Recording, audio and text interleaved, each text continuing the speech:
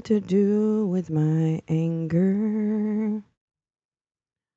When will I be not angry? I was just watching the co-founder of Palantir, Alex Karp, with his mad scientist, cool bro look.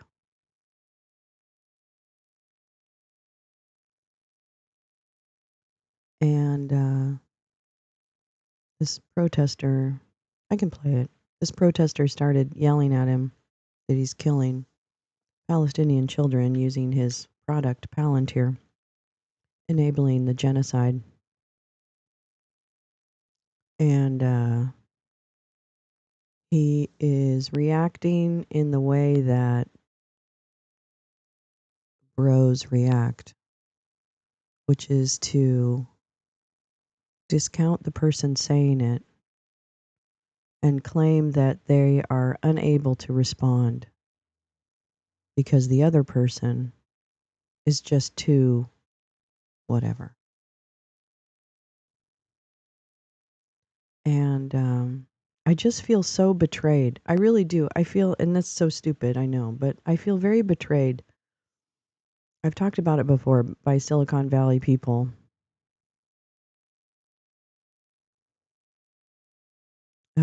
And I don't feel betrayed for me. I feel betrayed for others.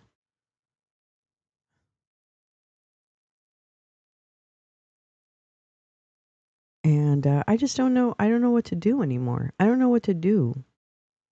I mean, I know what to do, but I uh, I don't want to live with all this anger in my being. I know that's not healthy. Easily distracted. I love seeing you. Good morning. Cheers. How are you doing? How's your fam? Fam okay? Everybody doing okay? Your babies? I hope so.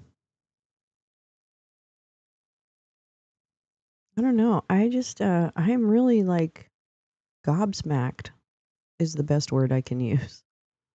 How am I doing? Hi Neil. Bonjour. I'm doing okay. I'm doing okay. I'm doing all right. I got to go pick up a delivery in a minute, so I apologize if I like leave. I don't mean to. But yeah, I don't yeah, exactly. Scared, freaked. Hi Kim, how you doing, darling? Yeah. It's just so angering, you know? Um I guess in DC today there's a bunch of Silicon Valley or venture capitalists, or I don't know who's there. I don't know who's attending. I imagine it's like the money, it's the venture capitalists and maybe some of the CEOs and stuff to try and glad hand. Hi gal, how are you? So I was watching a little bit of the interview. Family is good. I survived a chud wake even though I was called by my dead sister's name about 3 times. Oh, easily. Oh, I'm so sorry. Ugh, it's a lot. These days are just heavy. Heavy, heavy. I'm sorry about that. It's just heavy. I don't know. I don't know. I just don't want to be angry. I want to, and sometimes I find the numb part, and not numb from being outraged or angry or understanding, seeking to understand what's happening. I'm not turning off that way, but I am numbing my reactions internally. And it's almost out of self-preservation. Yeah. You just laughed and said, she passed. I'm alive. Oh. Still. Um, yeah, I don't know. I don't have a big voice. I don't have a big voice. I mean, not that my voice matters. It really, everybody's voice matters. But I don't have a big voice to shake the people in Silicon Valley and say, "What are you doing?" Why are you supporting this? I mean, every fucking employee of Palantir should stand up and walk out. Every employee of a Silicon Valley organization that is working for Mark Andreessen or any of these fucking dicks needs to stand up and walk out. What is wrong with you? What is wrong with the people? I'm sorry. I am angry because I know these people that work in Silicon Valley. They make enough. Their lives are very comfortable. Very comfortable.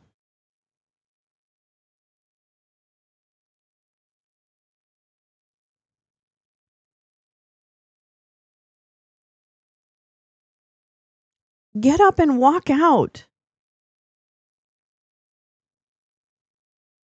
What is fucking wrong? I'm so mad. But I don't want to be mad. I don't want to be mad.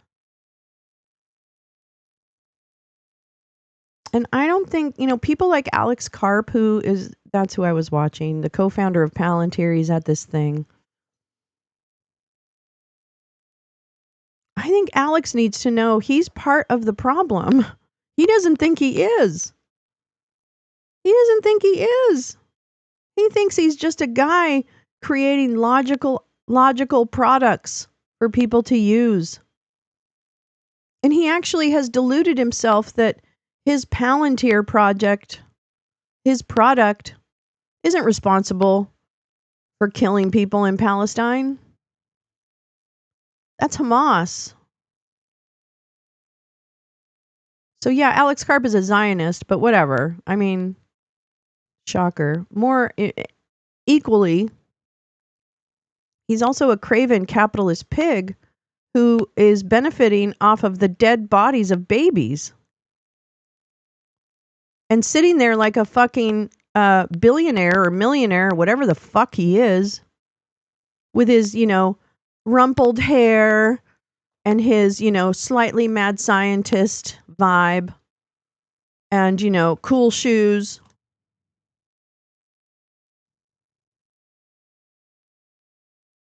And he's spouting that bullshit. And I'm just like, you are so fucking far away from being a human.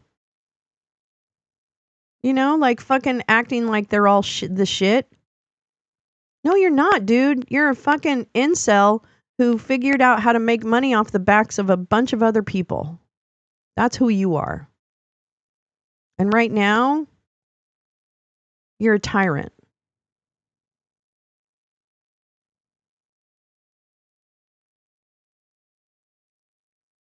I'm so like, I don't understand this. I'm sorry, I don't.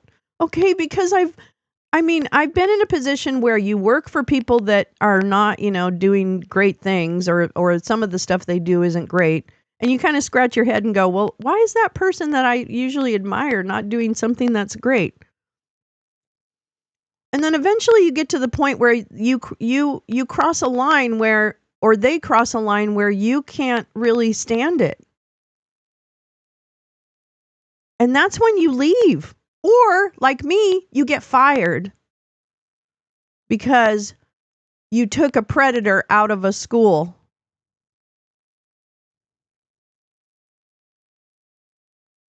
So let me tell you, I know what it's like to stand up and make hard decisions. I know what that's like. And to lose everything as a result of it. Lose everything. And be threatened with an NDA. So I know what it's like.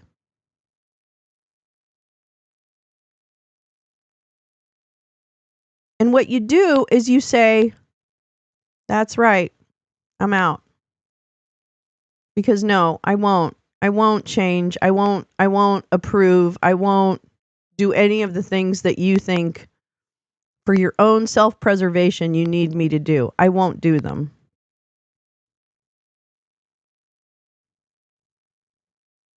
So yeah, I get it. I get it. It's hard.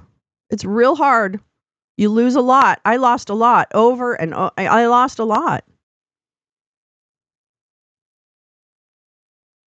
But you can't, there's a point where everybody has to go, wait a minute. Wait a fucking minute. What is going on here? What is going on here? And I know people that work in not the management levels of Silicon Valley. Where are you? Get up and do something. You benefited off this machine. I know you did. It is time to wake up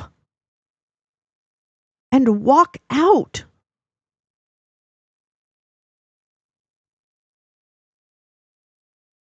I am so like, I can't even, I gotta keep an eye on this stupid delivery. Hold on. 3 minutes away. Oops, no, you're not. Oops, yes, you are. Okay, but you're not that close. Anyway, I'm sorry. Good morning. Welcome to Wake and Bake with Lolo. I'm Lolo.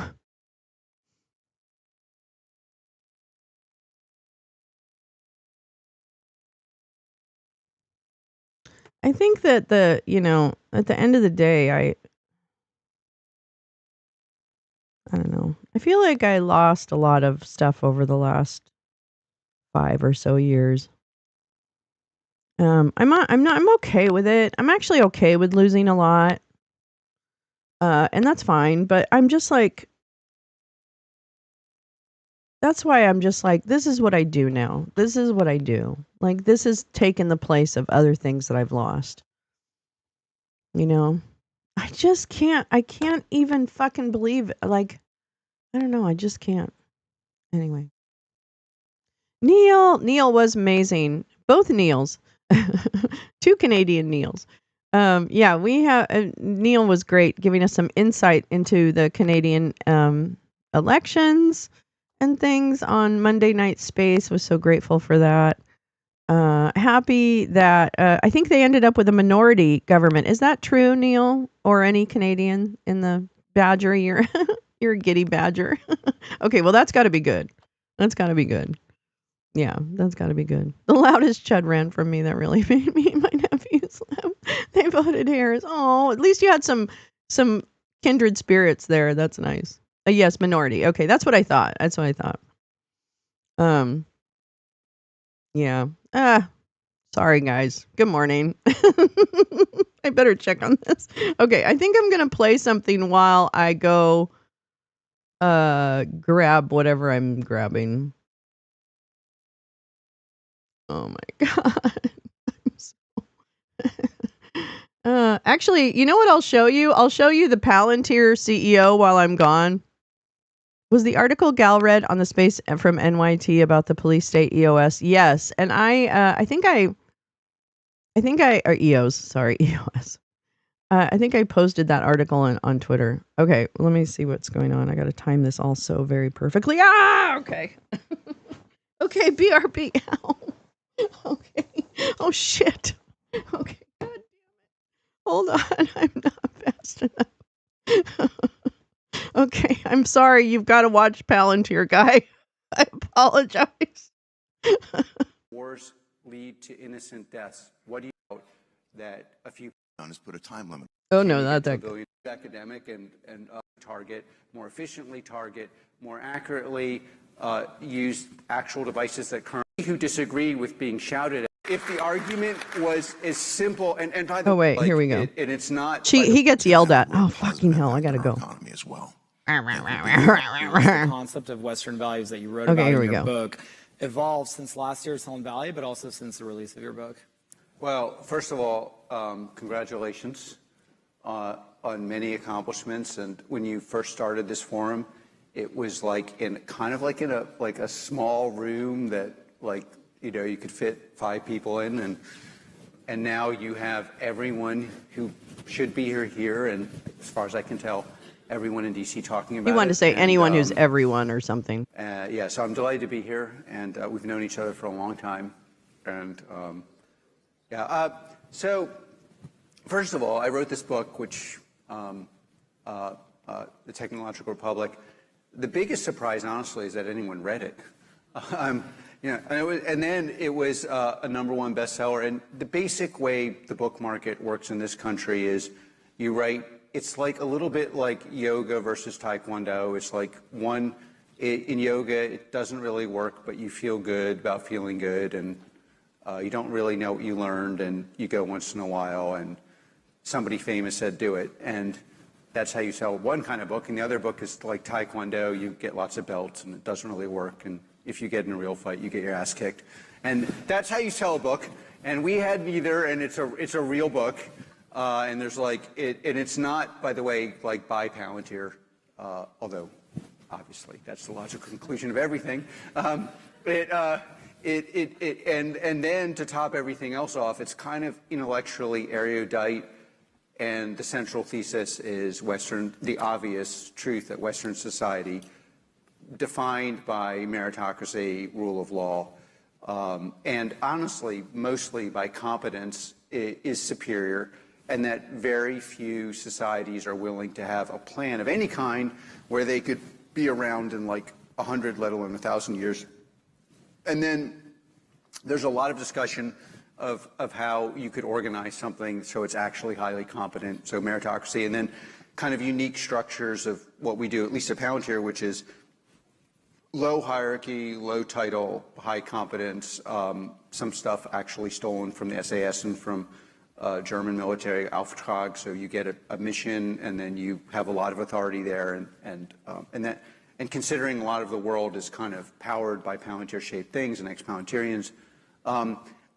To your question on the reception, I think it's been, the Valley was a place that, went through a lot of phases. The beginning phase of the Valley was Silicon Valley post and during World War II, where the Valley built products that were useful, raised the standard of living, and was the center of cohesion in America and the Western world.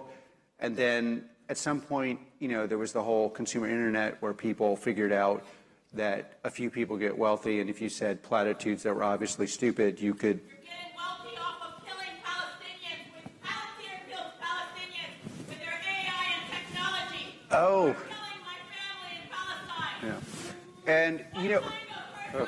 How do you sleep at night? Well, if you, Shame on you. do you want to hear my answer?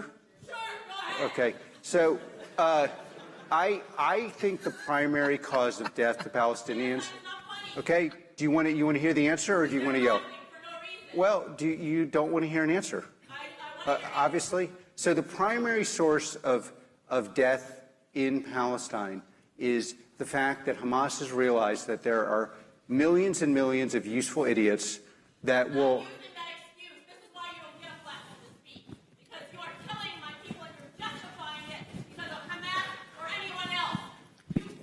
Can we get security up there? Slaughtering Okay. children. One of the most. How dare you? Okay. How dare you? Your AI and your technology from Palantir kills Palestinians. Mostly terrorists. That's true. No, it's not everybody. If you say mostly, so it's okay to kill Okay. innocent others. Look, if your Yeah, argument see. was so strong. If your argument was so strong. It's so strong. If your it's so argument was so strong. It's so strong. Your argument is okay.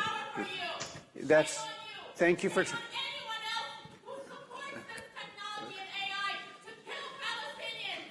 If your argument was so strong, you'd let me talk. If your argument was. Yeah, that's all you need to hear. He's a fucking idiot. You know what I mean? He's like, I have to discredit this person. And that's what men, sorry men, but this is what you've done to me. I don't know about other women, but you've done this to me most of my life. Where you just like talk down and like, if you let me talk, if you let me talk. No, she's got a second to get her fucking point across. So no, she can't let you talk. You've talked enough.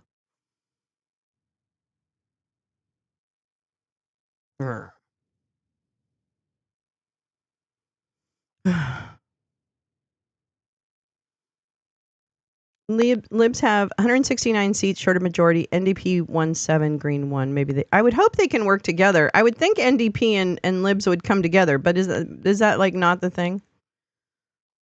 That's not the thing. Yeah.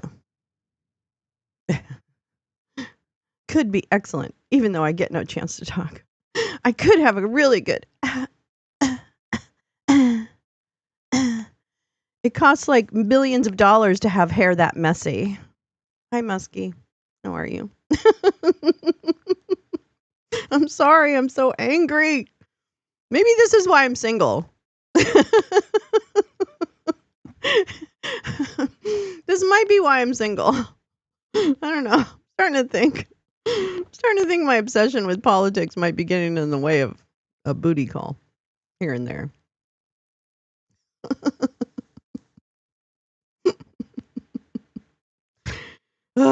Anyway, yeah, welcome to my world. This is the so what I thought I'd do. Hi Max. What I thought I'd do instead of hi Teresa.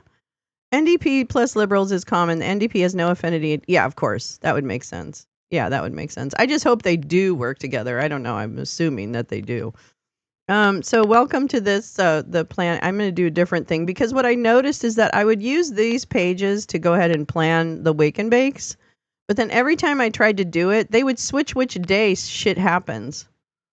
I know. I saw that Jagmeet Singh lost his seat. I saw his concession speech. I really like him. I don't know enough about him to not, to be a good judge, but I feel like I really identify. I just love that. What I liked about Jagmeet Singh was that he was out in the community so much, throughout the pre-election, the election, whatever. Like I saw him in communities talking to people about what was happening, and he seemed to have a very good knowledge of what some of the problems in the communities were. And I don't know, again, he could be just another, tell me what I want to hear kind of guy. There's a lot of those. Tell me what I want to hear. But he seemed a little more down to earth. I just liked him. I thought he was a really good speaker. Like his speeches to me were really compelling and really like, I don't know, like I really thought he was a good person. They lost that badly because of Trump. But that was the best time around. Oh, really? Interesting. Oh, interesting. Yeah. It's too bad. I don't think he's going to go away. I think Jagmeet Singh's going to be around and do other things. He's got a lot of charisma. He's got a lot of, he seems to have a lot of empathy and all that kind of stuff. So hopefully he sticks around. All right, let's see. Yeah, I know. Yeah, I know. Okay, here we go. Here's what's happening today. And I thought I'd give you guys a chance to pick your poison. Pick your poison, kind of. Now, there is an oversight hearing of the U.S. Postal Service. He's great with ethnic groups, but that was all over the place regarding policy. That's too bad, because I found he was really out there, and I don't know, I wonder. But there's a oversight hearing of the Postal Service.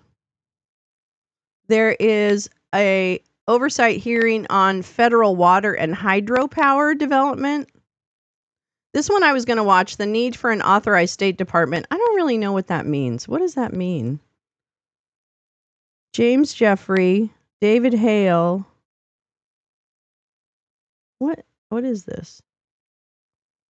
I'm not sure what that is. Okay, so anyway, there's that. Oops.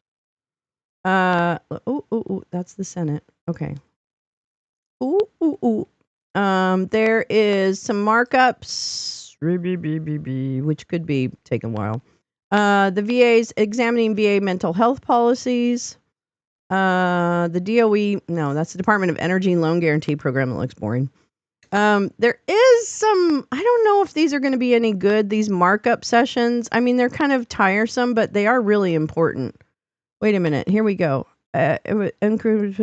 Requesting the president to transmit certain documents in his possession to the House of Representatives relating to the security clearances held by Elon Musk, members of the State Department Efficiency Service, and any other individual considered to be a member of probably the administration. ERISA, which is a retirement thing, assuring abundant and reliable this is drill baby drill. More markups again on the budget. Tribal Settlement Act. Okay, so there's a lot of Native American land and other missile defense programmatic. Oh, that's 3 p.m. Okay, never mind. So I had teed up, I don't know, which one do you think? U.S. politics will be a relief after Monday. No, it won't. Did you see the Linky Link thing? Oh, wait. Carrie Lake? Oh, shit. Wait, hold on. This? Is this it? Is this it? Reagan appointee. Oh, here we go. Reagan appointee, U.S. District Judge Royce Lamberth orders U.S. AGM and Carrie Lake. That's right. You forgot Carrie Lake has a job.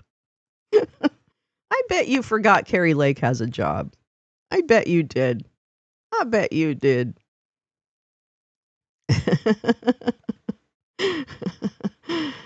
Why did that? I don't know. Sometimes it just does. Let's see. Hat tip at that cat, Teresa. Teresa. Ooh, ooh, ooh. To release 8.7 million for Radio Free Europe, Radio Liberty's April operations. Well, that's interesting. Good. I just want to see what that's. Na, na, na, na. Order on motion for TRO. Oh, this one looks like a good one to read. That's what you're saying. Oh. Look at this. But he did more. Lamberth, a senior judge first appointed by Reagan, ended with a stirring defense of the independence of judges and the importance of the judiciary, and an implicit rebuke of claims by Trump, Lake, and others about out-of-control judges. It says, Lamberth writes, oh, let me make it bigger, sorry. Lamberth writes, if our nation is to thrive for another 250 years, each co-equal branch of government must be willing to courageously exert the authority entrusted to it by our founders. Ooh, ooh, ooh, ooh, ooh, ooh, ooh. Wait, where are you? Our Constitution provides that laws that are enacted by the Congress and enforced by the executive. When money has been appropriated by Congress, the executive has no residual constitutional power to refuse to spend those appropriations. That's really good.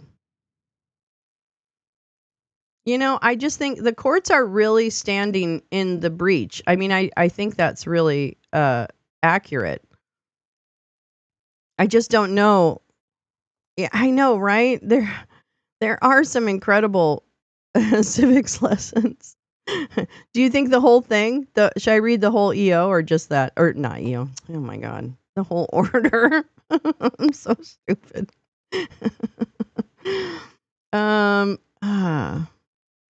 Yeah, I think the future of communications. I don't know.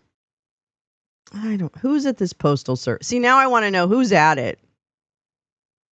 Inspector General. Oh, Tammy Hull, Inspector General of the Office of the Inspector General, U.S. Postal Service. That might be okay. I don't know. We'll see. I'm not sure how you guys feel about that one. I kind of wanted to. This is the markup. Oh, guys, stupid website.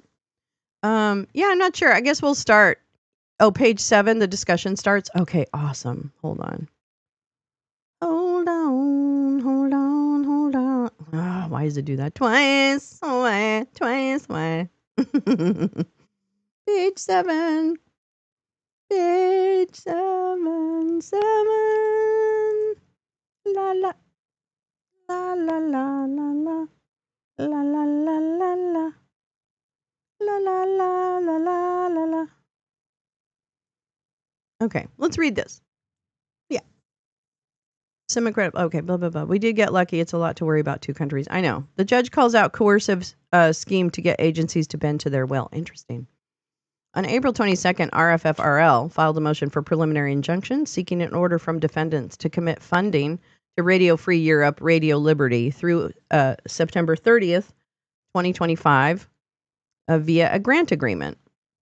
Um, uh, in its motion, RFERL revisits its prior temporary restraining order motion by observing that the U.S. AGM has ignored RFERL's repeated requests for a short extension to their existing agreement, like the mini agreement defendants proposed and RFERL agreed to for March, which is alone sufficient reason for this court to promptly enter a TRO concerning April funds, while the court considers a preliminary injunction. The court held a hearing on Radio Free Europe's pending motions on April 28th, at which both parties presented argument. At this juncture, with only one full day left in April, the court now addresses Radio Free Europe's temporary restraining order for immediate disbursement of April appropriations. People aren't getting paid right now. Okay, people can't pay their bills. Like one of the things I thought when I was running organizations or in charge of like the operations of an organization, my primary task was to make sure that people got paid, because nobody was getting rich doing the work that any one of us were doing. So it was imperative that people get paid. And I'm sure you all know that if you didn't get paid on one cycle, or now maybe 2 cycles, your life would be pretty fucking complicated. I don't know. Maybe you're not. Maybe you have like reserves. I never had reserves. I was always paycheck to paycheck. That's just the way. So I don't know. A TRO should be granted if the movement meets its burden to show that the movement is likely to succeed on the merits, the movement is likely to suffer irreparable harm unless preliminary relief is granted, the balance of the equities favors a temporary restraining order or preliminary injunction, and the TRO is in the public interest. Courts in this circuit have adopted a sliding scale approach to the TRO analysis, whereby a relatively strong showing on one of these factors may partially offset weakness in another, although some non-speculative showing of irreparable harm is essential. Where, as here, the government is a party, the latter 2 factors of this preliminary analysis merge into one, because the interest of the government is taken to be identical to the interest of the public. The court has jurisdiction to entertain the request. The defendants argue that the Tucker Act is a jurisdictional bar to Radio Free Europe's claim. The court has addressed this issue already in a related lawsuit, but for the sake of comprehensiveness, we'll reproduce the relevant portions of the court's reasoning here. The Tucker Act mandates that suits to receive money damages for the government's alleged breach of contract must be heard in the Court of Federal Claims. But a claim against the federal government falls within the exclusive jurisdiction of the claims court only if the claim is, at its essence, a contract claim.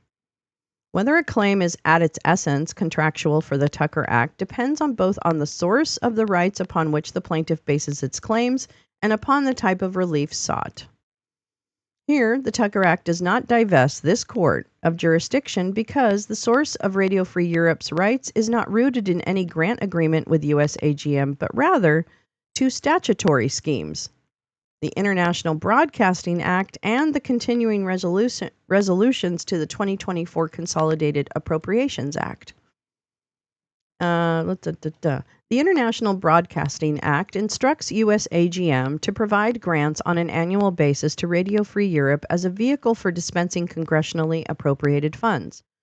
And in the Consolidated Appropriations Act of 2024, Congress appropriated funds for Radio Free Europe, indeed, listing Radio Free Europe by name, allocating over $142 million in funding for the fiscal year. Congress has renewed Radio Free Europe's funding under those same conditions 3 times, most recently in the 3rd continuing resolution, appropriating funds through September 30th, 2025. In total, Congress appropriated approximately $77 million to Radio Free Europe for performance between March 15th and September 30th, 2025, but to date, USAGM has only dispensed $2.8 million to cover the period from March 15th to March 31st, withholding the $12 million that covers the period from April 1st to April 30th. In doing so, USAGM is denying Radio Free Europe a significant sum of congressional appropriations that it is entitled to receive. The existence, or in this case non-existence, of a grant agreement between USAGM and Radio Free Europe is incidental to their claims. A grant is involved only as a vehicle to distribute congressionally appropriated funds because Congress requires USAGM to transmit funds to Radio Free Europe. That way, Radio Free Europe's entitlement to the funds, in other words, does not depend principally on the grant agreement. The type of relief Radio Free Europe seeks is also not contractual in nature. Radio Free Europe is not seeking money damages. They are seeking access to its congressionally appropriated funds. That is a request for specific relief based on the defendant's violation of federal statutes. The Supreme Court has recognized this distinction in no uncertain terms. The fact that a judicial remedy may require one party to pay money to another is not a sufficient reason to characterize the relief as money damages. And seeking this disbursement of congressionally mandated appropriations is a well-recognized example of this distinction in action. Plaintiff is seeking funds to which a statute allegedly entitles it rather than money in compensation for the losses, whatever they may be, that plaintiff will suffer or has suffered. Yeah, we're not even talking about damages. Violations of statutes, right? Concluding that the plaintiff's demand for the release of the remaining funds referred in the Appropriations Act is not a demand for money damages, and holding that the district court had jurisdiction to conduct APA review of the plaintiff's claims. Neither can it be fairly said that Radio Free Europe is seeking the contractual remedy of specific performance because there is no existing contract for the disbursement of April funds. Okay, they have a likelihood of. Okay, that is interesting. I do love that their wrap up is. This is like this to me seems so basic. This seems so basic. Yeah, we terminated the left-wing money laundering scam. I know. I didn't listen to all of that. I couldn't. FYI, Trump says he could free Abrego Garcia, but won't. He whoops their ass in that. Yeah, he does.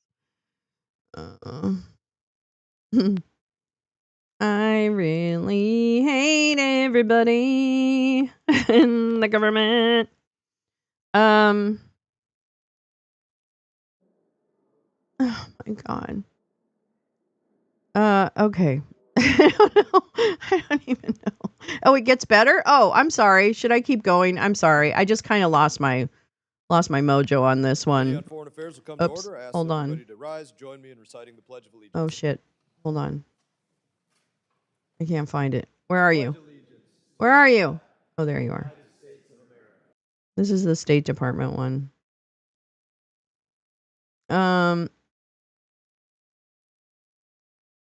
Okay. The APA permits, I'm just going to skip.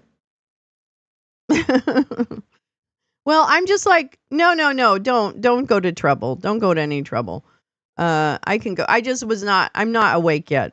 And I'm like, I need the hook. It's a me thing. It's not a you thing.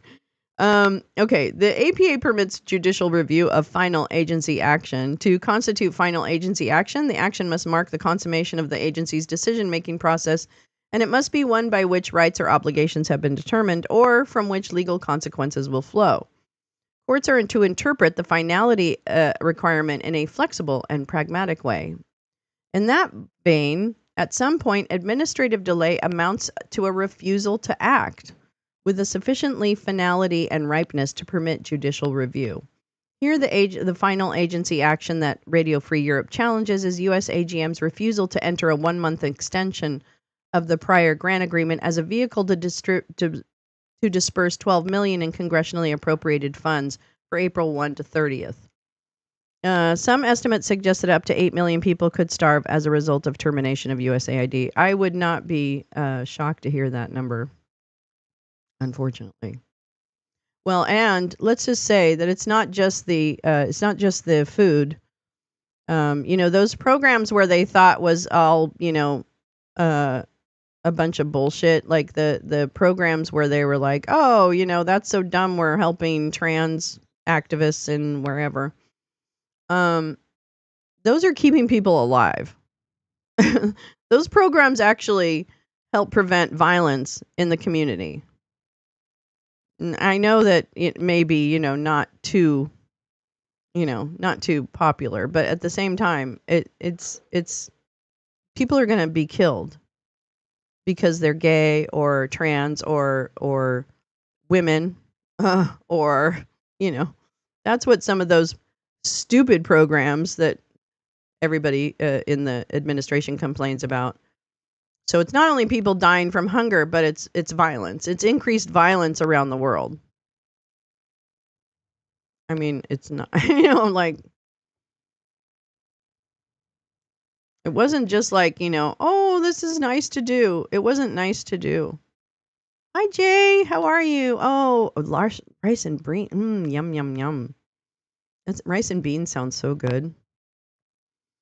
Page 11. Wait. Oh, I am on 11. Okay. Let's see. The court concludes this is a final agency action, and that means that that he's determining, or they're determining, that the agency or the US AGM wrongfully held funds back. Shortly after the court's April 15th status conference, Radio Free Europe emailed US AGM asking for a 1-month extension of the previous grant terms, like the one that US AGM had agreed to in order to disperse the March funds, given the urgency of receiving April funding. US AGM ignored Radio Free Europe's request for a 1-month extension and responded only to the other parts of their email. On April 16th, Radio Free Europe expressed its understanding to US AGM that this amounted to a rejection of Radio Free Europe's request to enter into a mini agreement for the April 2025 funds. US AGM has still not responded to that communication. That's April 16th. At this court's April 28th hearing, though our Radio Free Europe brought up their request for a 1-month extension several times, and the court also conveyed its understanding that the defendant has refused to enter into a 1-month extension agreement and has not dispersed the $12 million for April. The defendants did not directly engage with this issue and instead argued that there is no final agency action to review. But the defendants failed to grapple with a crucial point. When administrative inaction has precisely the same impact on the rights of the parties as denial of relief, an agency cannot preclude judicial review by casting its decision in the form of inaction rather than in the form of an order denying relief. Such is the case here. Given the defendants' repeated refusal to engage with Radio Free Europe's request for a 1-month extension, the court comfortably interprets the defendants' action here as a denial. By remaining silent, US AGM urges this court to conclude that reconsideration is a possibility after further negotiations, but turning a blind eye to the defendants' delay tactics would be a naive conclusion, allowing the agency to indefinitely evade judicial review. The court will instead apply this circuit's pragmatic approach to finality and conclude that the apparent stonewalling from the defendants renders their decision here to refuse an April extension the consummation of the agency's decision-making process on the matter. Hi, Peace Love. How are you, darling? Good to see you. The second benefactor is straightforward. US AGM's final decision to deny Radio Free Europe's request for a 1-month mini-agreement for April constitutes a determination of rights or obligations because it results in the withholding of Radio Free Europe's congressionally appropriated funds for the month of April, an amount that, in the usual course of events, would have been dispersed at the end of March. As a consequence, Radio Free Europe faces a reality in which it will soon be forced to miss lease payments, furlough almost 200 additional employees, and shutter security defenses and other critical infrastructure, outcomes that the court details further in Section 3. And the court therefore concludes that US AGM's decision to refuse 1-month mini-agreement to disperse Radio Free Europe's congressionally appropriated funds for April is a final agency action subject to judicial review. The APA requires a court to uphold or to hold unlawful and set aside agency action findings and conclusions that are arbitrary, capricious, and abuse of discretion, or otherwise not in accordance with law. An agency action is arbitrary and capricious if the agency has relied on factors which Congress has not intended it to consider, entirely failed to consider an important aspect of the problem, offered an explanation for its decision that runs counter to the evidence before the agency, or is so implausible that it could not be ascribed to a difference in view or the product of an agency expertise. I'm good. Stonks? Oh, down. Stonks are down. Stonks. Teresa, are you leaving? Your grandson just walked in. Bye. Bye, baby. Bye. Hi, Teresa, baby grandbaby. Oh, don't baby. Oh, that's sweet. That's what life's about. That's what life's about. An agency has a duty to examine relevant data and articulate a satisfactory explanation for its action, including a rational connection between the facts found and the choice made. Here, the defendants have provided no explanation for their refusal to enter into a mini agreement, blah, blah, blah, other than arguing in their opposition that Radio Free Europe has no legal claim to the April funds it seeks because there's no grant agreement in place and no approved April financial plan. But this argument entirely fails to consider an important aspect of the problem. Congress has specifically appropriated funds to Radio Free Europe for the fiscal year, which gives Radio Free Europe a legal claim to the April funds. The fact that there is no grant agreement in place is the very issue about which Radio Free Europe complains. The USAGM is using the absence of a grant agreement as a shield to prevent the disbursement of congressional appropriations. And the defendants appear to have no intention of disbursing their April appropriations unless Radio Free Europe signs the latest version of the FY 2025 Master Grant Agreement. If Radio Free Europe signed USAGM's latest grant agreement this afternoon, then the agency would begin the process of dispersing those funds. But this is not a viable course of action for Radio Free Europe because the current version of the grant agreement that USAGM has presented contains provisions to which Radio Free Europe cannot lawfully or practically assent.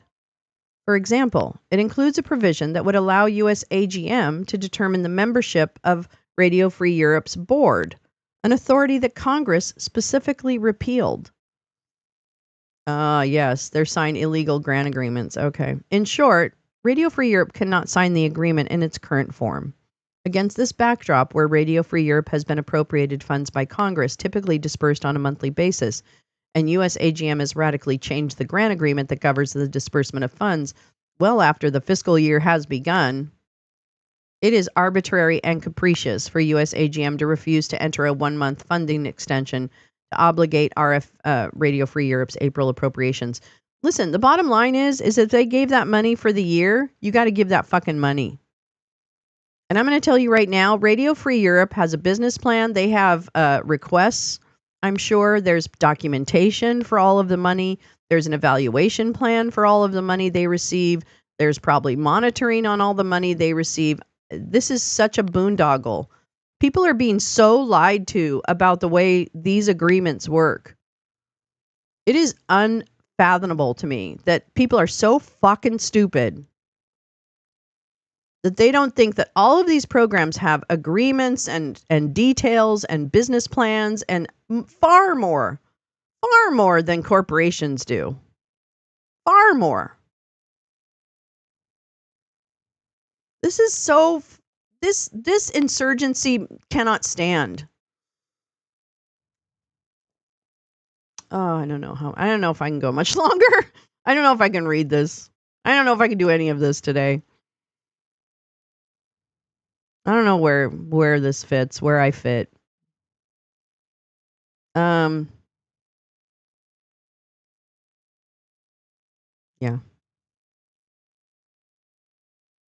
Okay, let's see.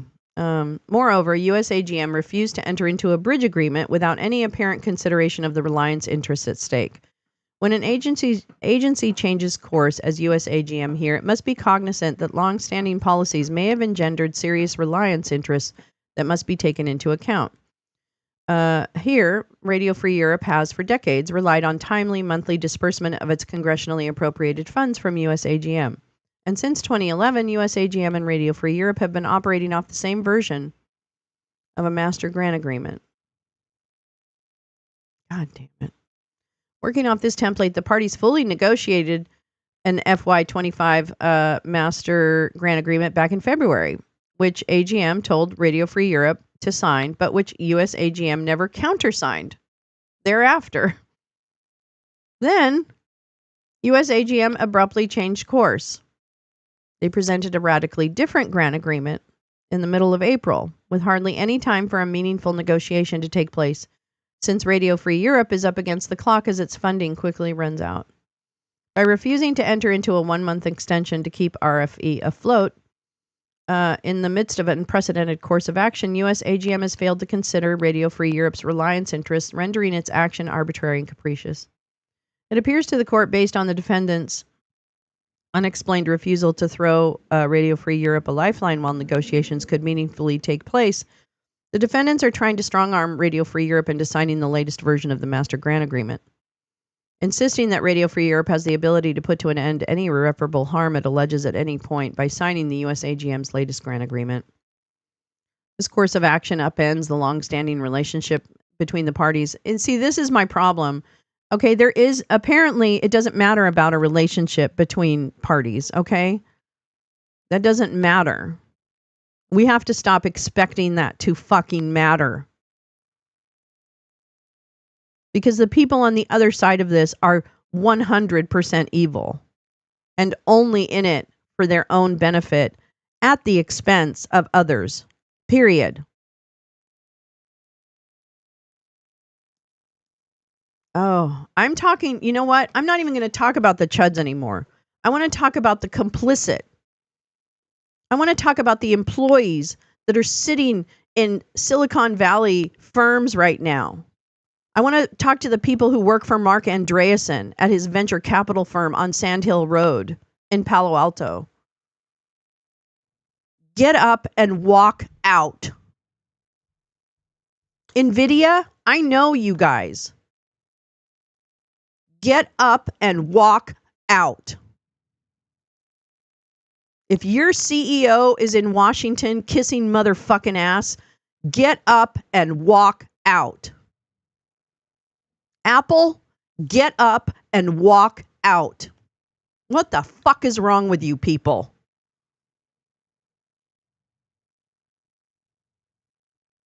Blood on your hands.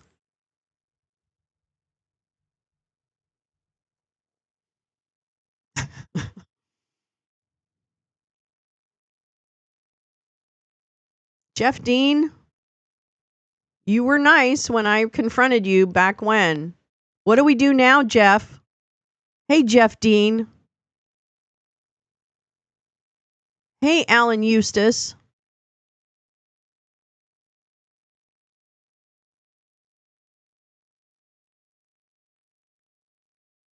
What do we do now? Oh, Mohammed Chaudhry, you're like a really good friend of mine. Mohammed, what are we doing? You used to run the Silicon Valley Foundation. You know these people better than I do, and you know this is wrong. Where are you?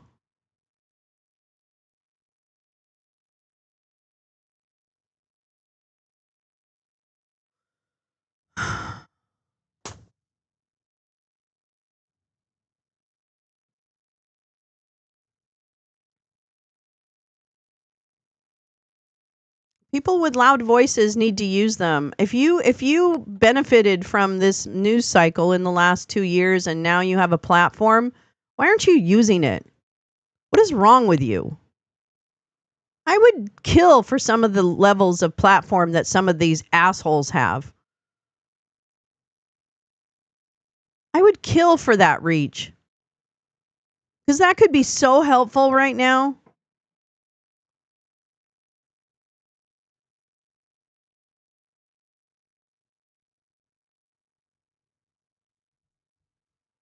Wow. I don't know if I can do this. I don't know if I can do this like anymore. Because I feel like I'm screaming into the void. And no one gives a shit about any of it.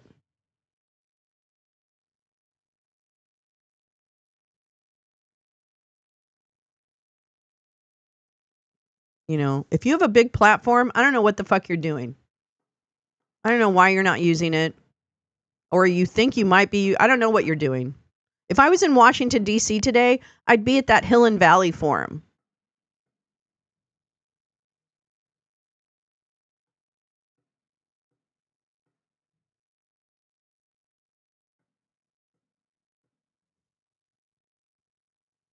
I give up. I think I need to just retire.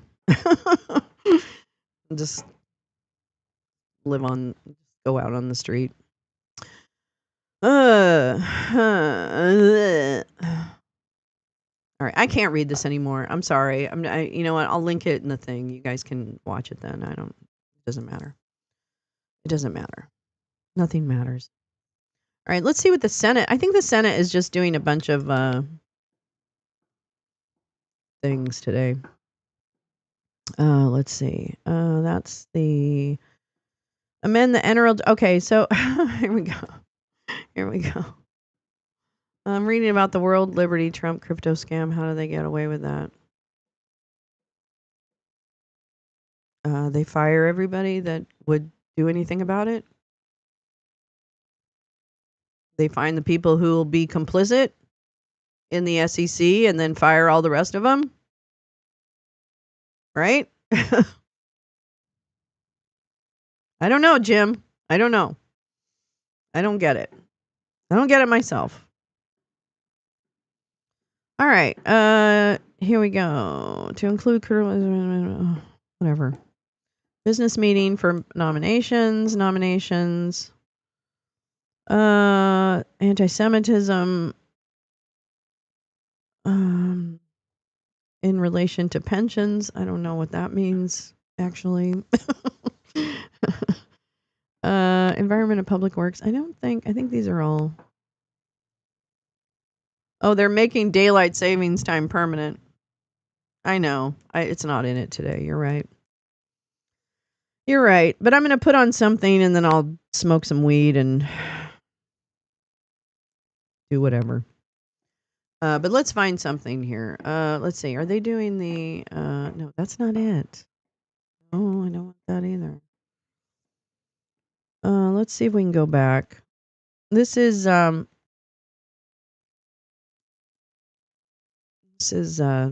No, this is the State Department House Foreign Affairs Committee.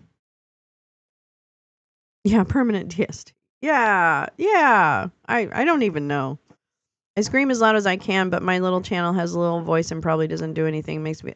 You know what? It all matters. I mean, the thing is I believe our voices matter. Peace, love. I don't want to say that. I think no matter how big or small our platforms are, it totally makes sense. I'm just looking at others who have big platforms and do fucking nothing with them. Don't promote anybody. I never get promoted by those people, ever.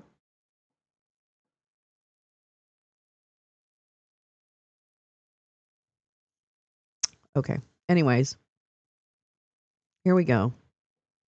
International organizations with a budget of 90 million. People are so and 370 fucking fucked up. employees. The Bureau of I hate Administration people. with a budget of 394 Can I just tell million you, and a I staff just of don't like 700. people. People Now, disappoint despite me 80% of it not being authorized, at every the State turn. Department's bureaus, offices, and programs, they continue to grow each and every year. Last year, the State Department employed more than 80,000 people across the globe. Between the year 2000 and the year 2024, the State Department's budget grew from roughly $9.5 billion to more than $55 billion over the course of that time. Where did that money go? Does our foreign policy feel like it's 5 times more effective as we've spent 5 times more dollars? Instead, we've had a State Department with plenty of duplicative programs, but again, not a clear mission and a clear outline on how to go out there and affect the missions positively on behalf of the American people and all of our interest. The largest operation of the State Department in any of our lifetimes was the withdrawal Peace Love from has a lot of Afghanistan, beautiful nature, which was an too. abysmal failure. The State Department failed to plan everything from how many people would be requesting visas Yay, pool to how uncovered. many people would be needed to process those visas, and 1,000 other things. The State Department is too big, and it's also unaccountable because we've not conducted a comprehensive, standalone reauthorization since 2002. It's also prioritizing the wrong things, in my opinion. That is why we saw American dollars going out the door to foreign companies, foreign countries, foreign NGOs, and foreign adversaries like the Taliban, with less oversight than it takes the average American citizen to get a driver's license at the DMV.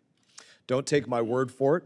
listen to what the State Department's funded with your tax dollars. And many of you heard me give lists of hundreds and hundreds of items. I'll list just a couple. $14 million in cash vouchers for migrants at our southern border. $24,000 for a national spelling bee in Bosnia. $1.5 million to mobilize elderly, lesbian, transgender, non-binary, and intersex people to be involved in the Costa Rica political process. $20,000 for a drag show in Ecuador, $32,000 for an Thank you, LGBTQ comic There's book in Peace Peru. Love's channel right there. I would Thank you so challenge much. anybody in here to refute that American tax dollars were not spent in this way. I don't see anybody refuting that. I have hundreds of more examples of these, if not thousands. We have proof that these things happened. We have the documents, we have the photos, we have the receipts. These things are too stupid for us to try and make up, really. Oh my But this God. is not about scoring political You want to points know with why each he of has those, the otherwise I'd give photos and full the list. documents? These programs Because they were evaluate funded every program. with American tax dollars because somewhere, some person down the line at the State Department thought that programs like that were actually public diplomacy. This spending was not life-saving. It didn't make American citizens visiting those countries safer or American businesses operating there more prosperous or a better partner. It didn't bring any of the countries in which the money was spent closer to America. In fact, many of these countries actively opposed what the State Department was actually doing. Yet State Department officials thought this was public diplomacy and exactly what America should be doing. Again, I personally disagree with that definition of public diplomacy, but we should have this debate, and we should figure out what American tax dollars should and should not be used for abroad. And that's what the debate about a State Department reauthorization is all about. That's what this hearing and a reauthorization process will accomplish. We need to restore command and control over the State Department so that you don't have USAID betraying its core mission by funding an $850,000 transgender job fair in Bangladesh or a $15 million in condoms to the Taliban. That did nothing to bolster America's national security. Even worse, the lack of accountability allows USAID to create a bloated industry where DC contractors profited off sky-high overhead costs while people most in need It's not true. You were received totally very limited little in your compared to overhead. what You were those so limited contractors in your received. Even overhead, you couldn't USAID pay salaries admitted out of that it. just 12% of its grants went Oh my directly God. to local organizations. This lack of accountability at USAID is exactly why the agency needed to be brought back under the control of the State Department. And this is an idea that was embraced by Bill Clinton, President Bill Clinton and President Joe Biden, and it's moved that we should make permanent in our reauthorization bill. The State Department has been broken. That has been true. But it's also our responsibility as the Foreign Affairs Committee to fix those issues permanently. Until now, the State Department has never shrunk. It's never downsized its budget or eliminated an office or an envoy. President Trump, Secretary Rubio, and DOJ are already making changes, and they're looking at us to be a partner in that process. And we look forward to seeing Secretary Rubio to speak to us about that later in the month, next month. The only way that we do this as authorizers in the U.S. House of Representatives is by conducting that first full, comprehensive State Department reauthorization again since 2002. I thank you all for your participation in this hearing. I thank our witnesses for their testimonies when they give them. I thank the ranking member and all of your members for their attendance today. And the ranking member Meeks, representative from New York, is now recognized for your opening statement. Thank you, Mr. Mass, Chairman Mass. And I want to say thank you to all of our witnesses for joining us here today. As a member of this committee, it is our duty to reauthorize the State Department regularly, just as Congress does with respect to the Department of Defense. As chairman of the 117th Congress, I made it a priority to pass the first State Department reauthorization in 18 years, doing so in a bipartisan way with then Ranking Member McCall. That's because both Democrats and Republicans believe that it was in the best interest of the American people and the U.S. national security for Congress to ensure our diplomatic and development professionals have all the tools that they need to succeed. And let me just say, I praise all of those professionals that work for the State Department, that work for USAID. They are individuals who are focused and dedicated their lives to the United States of America. They are of the top and most respected individuals. As we salute our military, we need to salute those that work for the State Department and USAID for their mission and the sacrifices that they make every day to their families and others for the benefit of those in the citizens of the United States of America. So, and I believe that both Democrats and Republicans believe it was in the best interest of the American people and national security for Congress to ensure our diplomatic and development professionals have all of the tools that they need to succeed. So while I appreciate that this hearing was called and agree with the need for Congress to regularly authorize the State Department, Mr. Chairman, I'm afraid this committee's actions, this Congress, have run counter to that goal. After all, how can we engage in a serious bipartisan conversation about strengthening the State Department and other agencies when Donald Trump, Elon Musk, and Secretary Rubio have eviscerated the very department and instruments of national security we're supposed to support, while not being called even once for a hearing before this committee? That's funny. And as while I appreciate the witnesses that Please, we someone have hit here, the and like. I know that we have proposed Secretary Rubio coming in on the 21st. Please like, share, and We've subscribe. not had any hearing with Please. anyone from the agencies, and we appreciate the words I don't know what else the to chairman do. comes up with about all of his statistics. But the ones that should be I know before naked us wouldn't do should anything, be people so. from the administration, and we have not had one. So you can't remodel a home after you burn it to the ground. And Congress's legislative role should not be to simply rubber stamp the arsonists at work. This is a profound moment, I believe, a moment of shame for the Republican Party, as its members sit silently while Secretary Rubio allows Elon Musk and his army of teenagers who have no foreign policy or even government experience or expertise to dismantle the very agencies that they have supported in the past: the United States Agency for International Development, the U.S. Agency for Global Media, the Millennium Challenge Corporation, just to name a few, have all been met with a hatchet job for no reason. Meanwhile, Secretary Rubio and many of my Republican colleagues who've in the past understood their value, if you talk to them in the past, they did, failed to speak up, or worse, contort themselves to justify the administration's actions. There is no greater demonstration of this incredible cowardice, in my opinion, than that of Secretary Tom. Rubio, who knows this is wrong.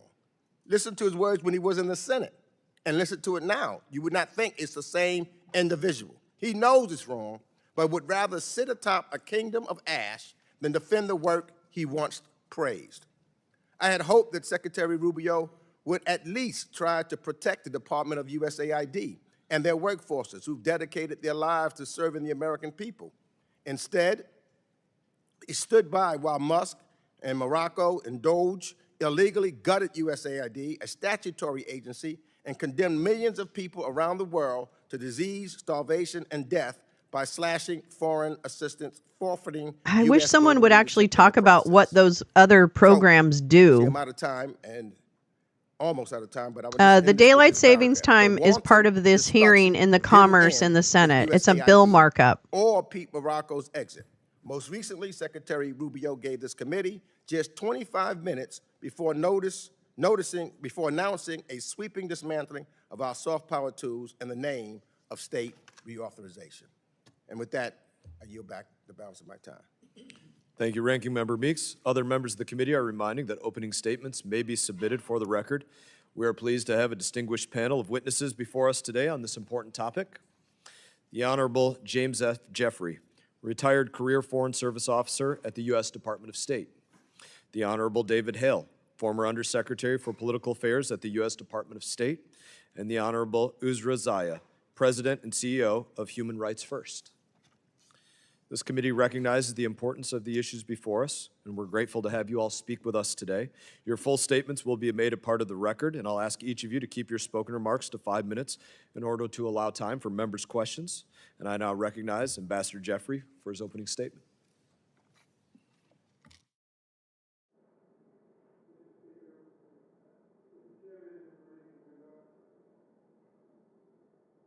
Okay.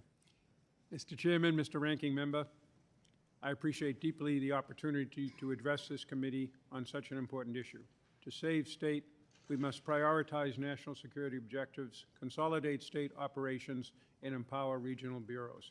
I have submitted a statement for the record, which I will summarize now. Sir, could you maybe pull that microphone a little bit closer for everybody? How's that, sir? Much better. Thank you. Okay.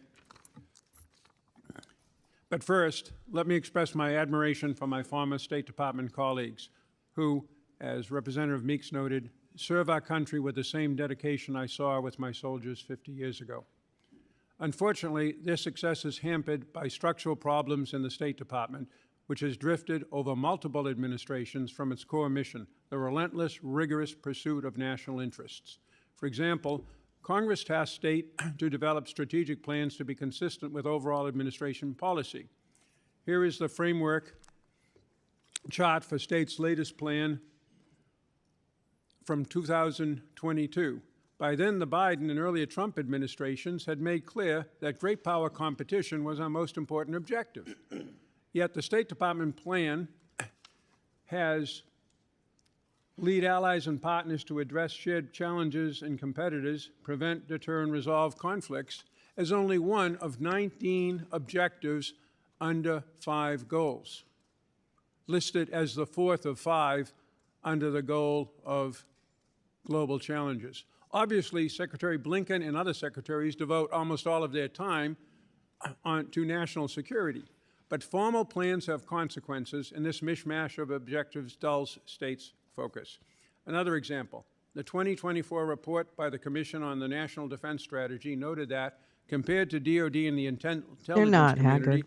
It's the State different now. Department It's going to be different now. lacks a similar level of planning, joint operations, and shared undertaking of national security. And apparently end no quote. one in this world To can do rectify anything this, unless they tear state something must more completely closely apart align first its and a bunch strategic of people plan to the die, current national and then they security decide strategy. they're going to rebuild Be it. established as a national security agency and develop formal planning. That's apparently institutions, the only doctrine, way and this training. country knows how The to next do problem anything. is We can't just disbursement of vote in for the diplomatic activities to mediocre other person agencies. and then I go applaud ahead the and return try and of pressure them to do the USAID, right thing. No, no, to no, its no, no. roots in the We have Department to of State completely before the shit on it. 1960s. I would add the And Foreign then, you Commercial know, Service hope and to the God that the military resistance equipment, is strong enough to really programs take it over under and make the it something better. So NDAA anarchists, Section get your fucking 1209 ass in that DoD gear. now has. In contrast, I would transfer the Here we visa go. section, the visa mission to the Department of Homeland Security. States' geographic I'm bureaus are ready. the main operational I was arms ready of to the vote for the Secretary. lady who These laughed too bureaus, much. however, need major modifications And now to I'm serve past function. her, and I'm ready to help Secretaries you Christopher rebuild Through whatever it Blinken, is we're when burning confronted down. with a But my crisis, God, let's get on be the it North fucking Korea, job. Bosnia, Venezuela, Iraq, Syria, Iran, and more, assigned responsibility not to the Geographic Bureau and its Senate-confirmed Assistant Secretary, but to a senior, non-confirmed special envoy, reporting directly to the Secretary. I have been such an envoy 3 times, and I can attest this is a bad situation, but it keeps being repeated because it's the least bad approach, given the restraints with the regional bureaus. First, they must balance management of large organizations with their diplomacy mission, and that mission is spread between and blurred traditional state-to-state diplomacy and expectations. No, for this is the State transformational Department nation one. Sorry. building. One example This is the Human State Rights Department. Report required by Congress. The link I This put is for in is the Bulgaria. Senate It's talking 53 about pages daylight long. savings I time. did the first one in 1980. We're not It was talking about 5 that. Pages. Second, Oh, I the see what you're bureaus talking have about. 8 Okay, yeah. layers between the desk officer for a given country and the secretary. When I was in the National Security Council, we had only 2 layers between such desk officers and the top. Hi, Val. Third, Bureau's country responsibilities should be aligned with DoD's combatant commands. Fourth, even after the state reorganization just announced, the geographic bureaus are overwhelmed by 10 global special activities bureaus and 5 offices overseen by 3 undersecretaries and a new assistant SAR. That element of the State Department needs further downsizing and structural changes to curtail its interference with geographic bureaus' diplomatic missions and their communications to department leaders. Personnel is policy, and much of the blur and baggage within state flows from confusion about the roles of Foreign Service officers as manager, or global change officer, or diplomat. Finally, whatever one administration changes by executive order, the next can reverse, and thus congressional action for reform is imperative. Thank you, sir. Thank you, Ambassador Jeffrey. I now recognize Ambassador Hill for his opening statement. Thank you very much, Mr. Chairman. Thank you, Ranking Member Meeks and the rest of the committee for the opportunity to be with you. I've retired after 4 decades as a Foreign Service officer at the State Department, so I really do welcome the opportunity to share my experiences and do what we can to improve the situation I think, Mr. Chairman, you have aptly described. I strongly support the idea of restoring the proper order of relationships between Congress and the State Department and the administration in terms of the authorization process in the bill. And I also strongly support the idea of revising and reforming the organizational and structural issues at the State Department. I would underscore, though, that these kinds of reforms can only be as good as the leaders and staff who are assigned to undertake them at the State Department. So I would urge you, after you're done with the business before the committee of the authorization bill, to not get distracted and to be persistent in making sure that state follows up and that they have the leadership and the resources and the mindset and the training that are needed in order to do whatever the authorization bill and the reorganization of the department demands of them. And that includes taking a very deep look at the way in which we hire, train, promote, and separate our staff, and making sure that the services, the civil service and the foreign service, have the skills. Shouldn't the light just be what the light is? Identified in those and whether, reorganization charts. you know what I mean? Like, and I look at the latest, I get it. I get all of it. The but reorganization now, chart can't we that just was let the light be the light released because it doesn't recently, matter anymore? From the State Department. And it's got offices there that I warmly welcome in terms of emerging problems, science and technology, economics. But I would ask you to turn to the Foreign Service Institute and make sure that we're actually training people that can do those jobs. Because in my experience, we are falling short in that area. I would also look forward, of course, to discussing, based on my own experience, how we can do a better job in all of the topics that you raise. And all of it, in my mind, means really going back to basics. What is the Foreign Service all about? And what is the State Department meant to do? And by having a stronger connection between Congress and the State Department, we can make sure that we're following the direction of the American people, which is what service is all about. So I look forward to your questions and the opportunity to discuss these topics further. Yeah. Thank you, Ambassador Hale. Yeah. I recognize Ms. I mean, Sy no. for her opening I mean, statement. yeah. But can't we just let the daylight do what it's doing? Thank you, Mr. Chairman, and Yeah. Ranking Member Make Meeks for daylight the savings about invitation to accommodating testify children today. ships And at the I, too, am mine a again. Retired It former might be. Foreign Service officer, as well as the current president and CEO of Human Rights First. Congressional oversight and guidance are vital to the work of the State Department as it navigates complex and overlapping crises around the world.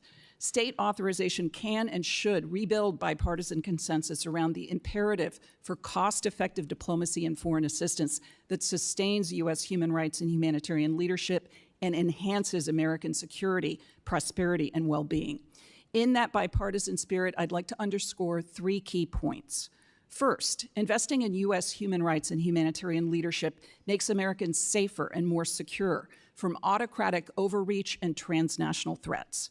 Russia's full-scale invasion of Ukraine upended global food and energy security and threatened neighbors, including treaty allies. But Putin was thwarted thanks to the courage of the Ukrainian people and transatlantic solidarity, including vital U.S. humanitarian, democracy, and accountability support. Similarly, when the U.S. pushes back on transnational repression and gross violations of human rights like extrajudicial killings, torture, religious persecution, and arbitrary detention, it fosters safety for Americans at home and abroad. When U.S.-supported peace processes include women and civil society, it increases the chances that resulting accords break cycles of conflict, keeping our troops out of harm's way. When the U.S. enforces human rights standards in our foreign security assistance, it creates more reliable partners and upholds U.S. law. Second, U.S. human rights and humanitarian leadership makes our nation more prosperous. That's why state long partnered with the Department of Labor and others to target forced labor, Lee has purge the it inside from U.S. supply knowledge. chains, and raise labor standards abroad. Recent slashing of programs supporting these activities hurts American workers and companies. Corruption is also a major barrier for U.S. companies investing and doing business overseas. This makes all the more concerning the current administration's suspended enforcement of core anti-U.S. corruption law. U.S. humanitarian leadership saves lives and advances U.S. security and prosperity by reducing onward migration to the United States and upholding legal pathways that enrich U.S. society.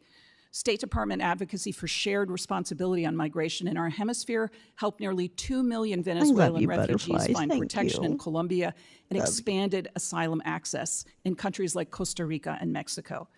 U.S.-based refugee resettlement, now frozen and decimated at home, helps ensure other nations continue to host the vast majority of the world's refugees, but has also delivered billions of dollars in net gains to the U.S. economy. Third, and finally, proposals to slash state personnel, bureaus, and offices and integrate virtually all functions into regional bureaus will hobble U.S. human rights and humanitarian leadership.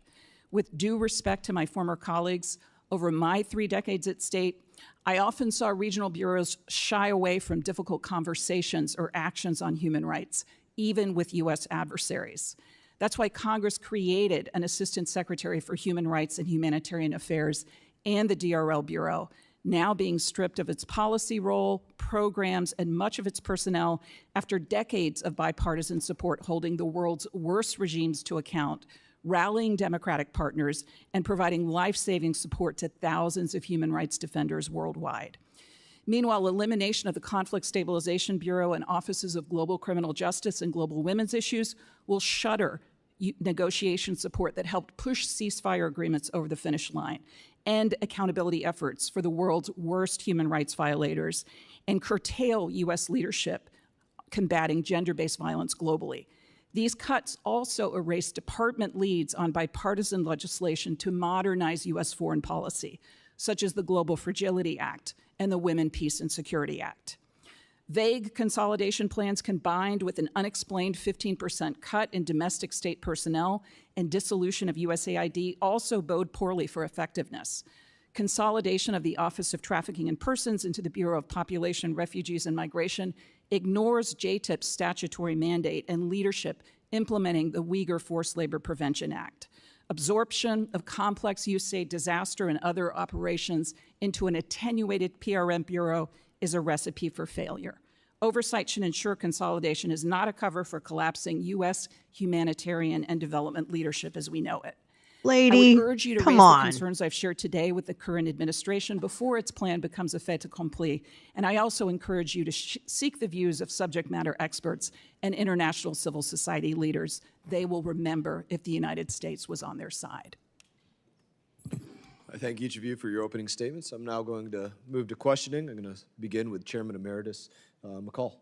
Thank you, Mr. Chairman. Let me commend you for this noble effort. There's a reason why it hasn't happened since 2002. As Ranking Member Meeks mentioned, we worked together on state authorizations, but not a full scale. Oftentimes the Senate is the problem, even if we can get it through the House. But I do think it's important because, you know, when the diplomats fail, we get a war. That's what this committee is all about. This committee has the the authority, the obligation to deal with issues of war and peace. I've often that's thought, exciting. why I think that's so cool. cannot this committee pass an authorization like the National Defense Authorization Bill that the Armed Services Committee passes? Instead, continuity of mission? Is it continuity of mission, Rep. McCall? Out of this committee. Would that be continuity of mission? That vehicle to pass our authorizations. But if we fail to authorize, then we do abdicate. Is that so you can have a 3-year grant, sir? We also don't have the proper capabilities to do the oversight that's necessary. If we authorize something within state, whoever's in the executive, it makes it more difficult for the executive to act against the Article 1 branch. Oh, I'm sorry about that. The Social Security office has always been a problem, whether but it's a Democrat now, or Republican forget it. administration. And it is the Congress acting under its constitutional responsibilities. So again, I applaud you for this. I think this is going to be a healthy discussion. I guess my question, and lastly, I have to say, just like the NDAA, it will be impossible for us to pass a state authorization, both House and Senate, if it's not bipartisan. And that's true with most legislation. In my 20 years, You think? Oh, you can wow. have messaging bills, but That's if you really really want to get intelligent, things Mr. done, McCall. especially on an authorization like this, I think the NDAA is a good model to examine where House and Senate that's good, Paul. bipartisan work together Max, to that's get good. If you can get the a local number, good yeah. piece of legislation done. But Mr. Chairman, we don't have to rely on the NDAA to do all of our authorizations of state. And that's what has happened since 2002, and it is a difficult process. And I want to ask all three of you, in the limited time, what are the long-term risks to our U.S. global leadership if Congress continues to operate without a regular reauthorization of the State Department? What? Reauthorizing what? I'll start, Congressman. You already ripped it apart. Without Shit for brains. your input into a tightly organized Department of Who's State, this fucking fossil? it will not Get the fuck out of reach here, its Grandpa. potential to coordinate, which is its core purpose, military power, economic power, values, and our partners and friends around the world Oh my into a God. coherent This world is just fucked up beyond. effort to advance the safety and the prosperity of the American people, which is the core goal. The military puts great effort into this in a way that, having been in both institutions as a career officer, I don't see to the same degree in the State Department. Anything you folks here can do to help that would be much appreciated. If I could give a good example, Mr. Chairman, is under the first Trump administration, Mike Pompeo set up an office to deal with emergency contingencies in response to what he foresaw happening in Afghanistan. Unfortunately, the Biden administration eliminated that office. So when Afghanistan fell in a disastrous way, that office was not there to respond. And you know why? Because it wasn't authorized by Congress. Any more thoughts? No, I think that's an excellent example. I would, in addition to what you've said and what Jim has said, I would say that one of the problems also is that the State Department tends to go on autopilot when it hasn't gotten the direction that it needs, and that's a natural bureaucratic instinct, but it needs to be fought all the time. And I think the annual authorization process can help make sure that the State Department is actually changing as events change and as requirements change. I think the more fundamental thing in my mind is that the longer the State Department goes without an authorization bill, the more detached it is from the will of the American people. And so we need to make sure that Congress is playing its role to wake us up and hold us accountable. I'm no longer, when I say us, it's no longer me, but I mean the organization I was part of for my entire adult life, and responsive, and that we have an opportunity also to tell our story as to why we want to do things a certain way, and have that debate with the authorizers and appropriators. My time's expired, but the excellent point about the will of the American people. Otherwise, it's acting in Oh my God, these guys are such fucking performers.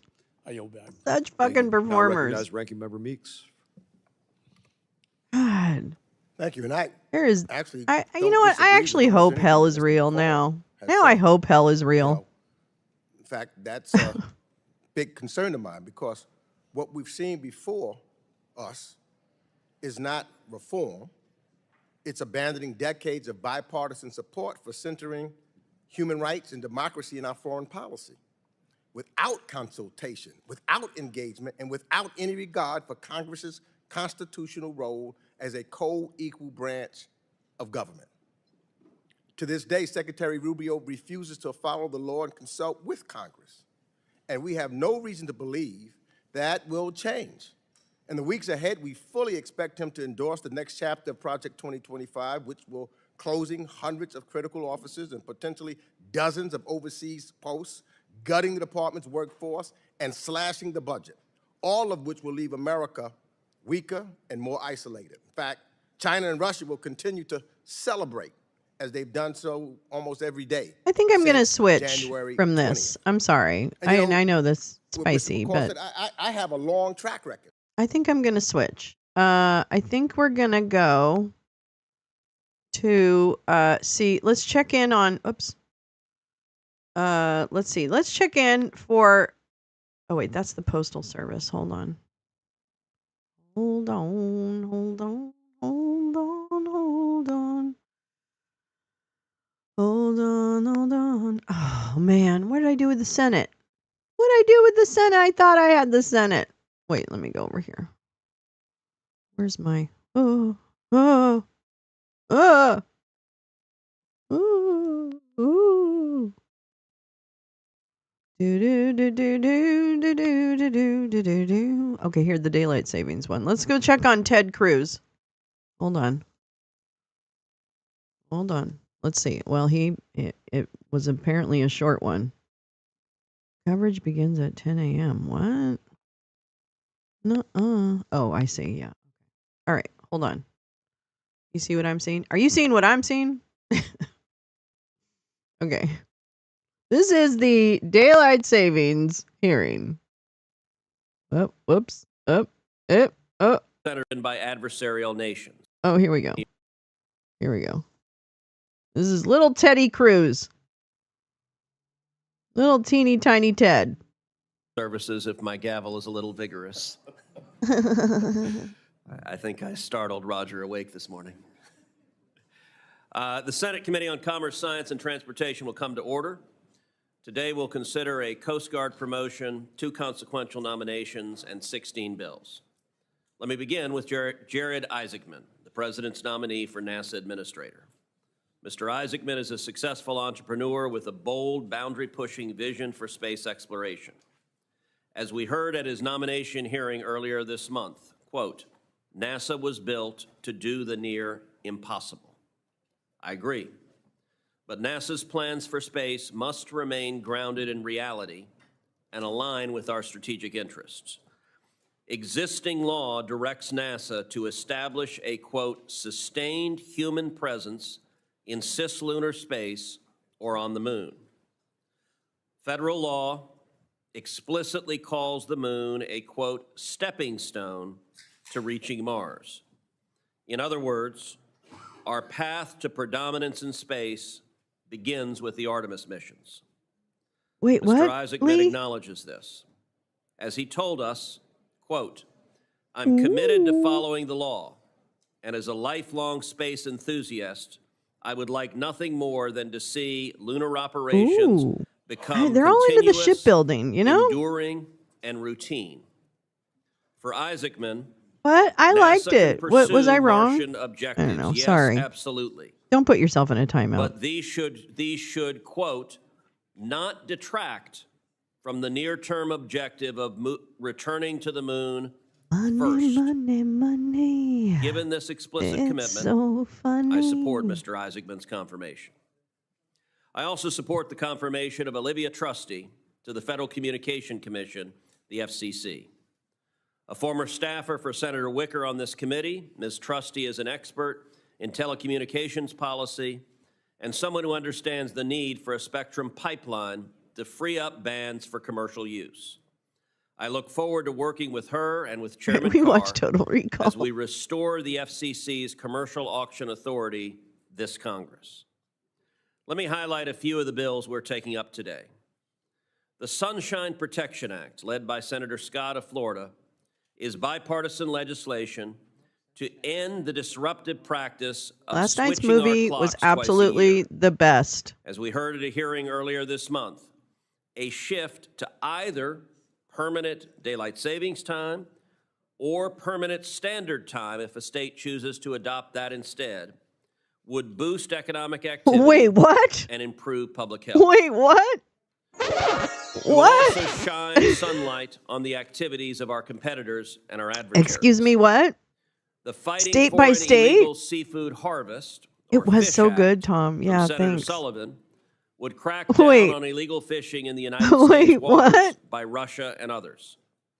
The United States Research Protection Act introduced Jay by my fellow Rance. Texan, Senator Cornyn and Senator Jay Curtis, Rance's will safeguard rendition of Africa taxpayer-funded on the research Space Monday from night by Toto exploitation by was adversarial nations. perhaps the funniest thing I've Senator heard Peters' Combating CCP Labor in a Abuses decade. Act, introduced with Senators No, Lummis ever. and Curtis, will keep the Commerce Department employees Jim, do you mean informed the- about the human rights abuses of the Chinese Communist Party, including those perpetrated against I the gotta Uyghur clip that. population. I gotta clip that. In That keeping was with our fucking efforts funny, to stay ahead Jay. of global competitors, Oh my God. I want to recognize Senators Moreno and Blunt Rochester for their deploying I'm gonna American clip that. I'm gonna Blockchains clip Act, that. which will direct the Commerce Department to support continued U.S. leadership in distributed ledger technology. We should shine a light on the workings of our own government, too. My bill with Senator Duckworth, the Comprehensive NASA Reporting Act, will require NASA to send congressionally mandated reports to authorizing committees.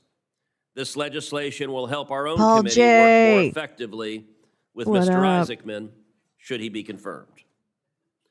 Other bills aim to protect citizens from environmental or emergency-related risks. Senator Klobuchar's and Blackburn's Enhancing First Response Act would improve emergency response by reclassifying Oh no, emergency dispatchers I've got it. as No, a no, I've protected got it. service I'm gonna clip it. occupation and requiring FCC reports or hearings on disasters and 911 outages. Senator Schatz's Tame Extreme Weather and Wildfires Act, introduced with Senators Sheehy, Lujan, and Welch, would leverage the power of artificial intelligence for weather and wildfires forecasting. And Lulu's Law, from Senators Britt, Schatz, Fisher, and Capito, would alert beachgoers of a potential shark attack. And the Fog Observation and Geographic Forecasting Act would require the National Weather Service to improve fog forecasting with the goals of increasing vessel safety, helping the shipping industry, and keeping commerce flowing in and out of U.S. ports. All told, the nominations and bills we're voting on today represent a bipartisan vision for a secure, competitive, and safe America. I call upon my colleagues to join me in supporting them. Now turn to Ranking Member Cantwell for her opening remarks. Thank you, Mr. Chairman. The committee meets today, as you mentioned, to consider two big nominations and a promotion of Coast Guard officers and 17 bills to improve public safety, promote blockchain technology, protect our nation against malign actors, and better protect consumers from fraud, improve weather forecasting, and conserve the environment. As we continue to work through these issues, I want to thank my colleagues. Today we will consider the Sunshine Act from Senator Scott, Markey, Lummis, Blackburn, and Schatz. This legislation would end the practice of observing a temporary daylight savings time. While I know there are strong opinions on this issue, whether daylight saving time or standard time, in the state of Washington, we have adopted a daylight savings time if this law would be permitted, would go into effect. So I am supporting this legislation today out of committee, but I do think there are still some issues, as the chairman and other members and I were talking here. And just as we've advanced this bill in the past, I expect that there will be some continued work on this policy.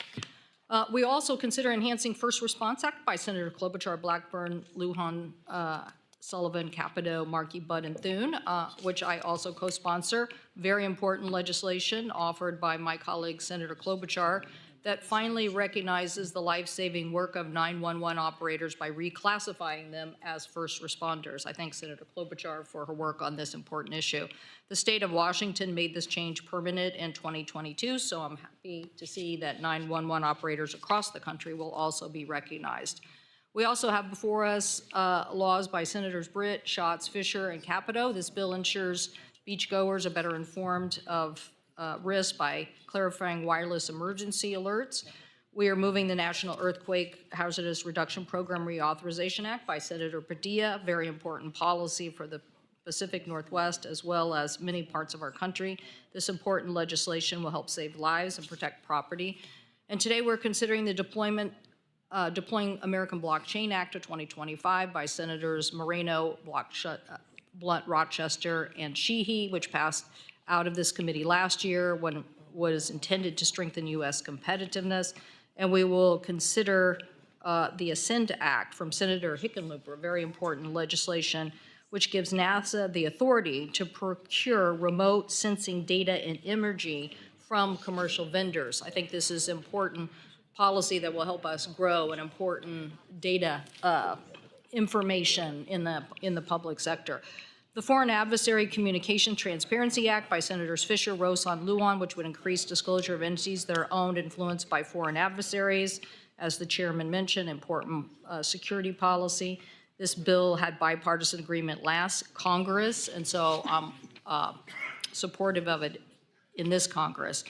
And as we have the United States Research Protection Act of 2025 from Senators Cornyn and Curtis, this proposal amends the CHIPS and Science Act to strengthen and clarify protection against malign foreign actors and their recruitment, including the countries of China, Iran, North Korea, and Russia.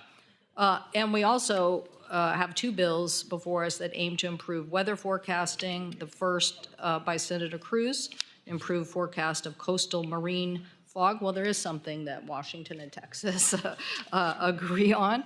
And we have the Tame Extreme Weather Wildfires Act by Senators Schatz, Sheehy, and Lujan, which improves direction from NOAA to improve the accuracy and timeliness of weather, water, and space forecasting. And the main Event Ticketing Act by Senators Blackburn and Lujan, which would better protect consumers by strengthening the Bots Act of 2016, requiring the reporting on bots attacks on ticket sellers. So again, I think this is another attempt to try to help our consuming public afford very important venue events. I also appreciate the legislation by my colleague and myself being on the agenda, the Northwest Straits Conservation Initiative Reauthorization Act, enabling the Northwest Straits Commission to continue its vital work. Puget Sound and the Straits are one of the most busiest waterways in the nation, just happened to intersect with also some of the most beautiful habitat and species in the nation as well. So having the Straits Commission continue to do their work is very important. And a second bill related to healthy communities by Senator Kane and Warner would permit NASA to reimburse the towns in Virginia for direct costs directly associated with PFAS.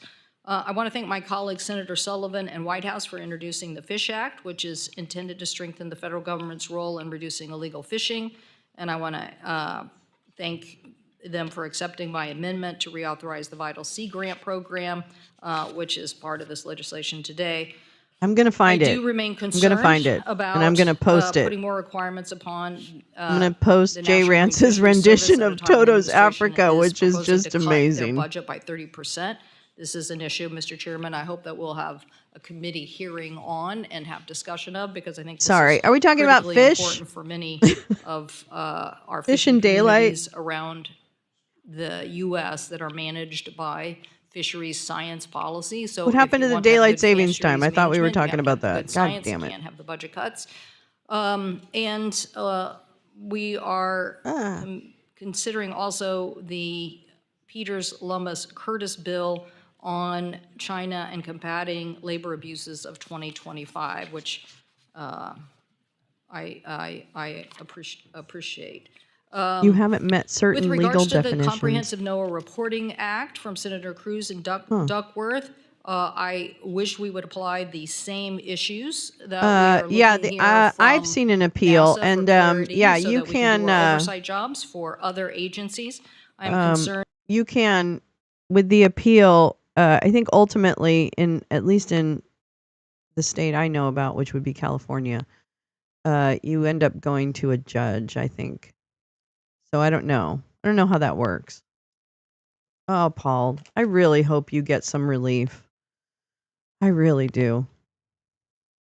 The stars of my fish trilogy should. I know. I think I have a lot of fish input from my videos and my extensive interviews with fish here in the Los Angeles community. So, hi, Anita. Did I miss you coming in? Good morning, darling. How are you? Butterflies. I'm dreading hurricane season for people on the East Coast and the Gulf of Mexico. Is there a FEMA anymore? Well, I just was, a couple of stories have come out on individual states who are still recovering from prior hurricanes that their request for extensions have been denied.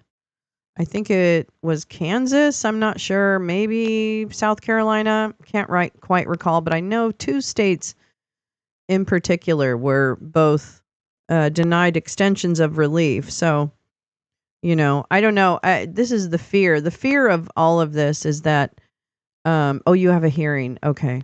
And I know that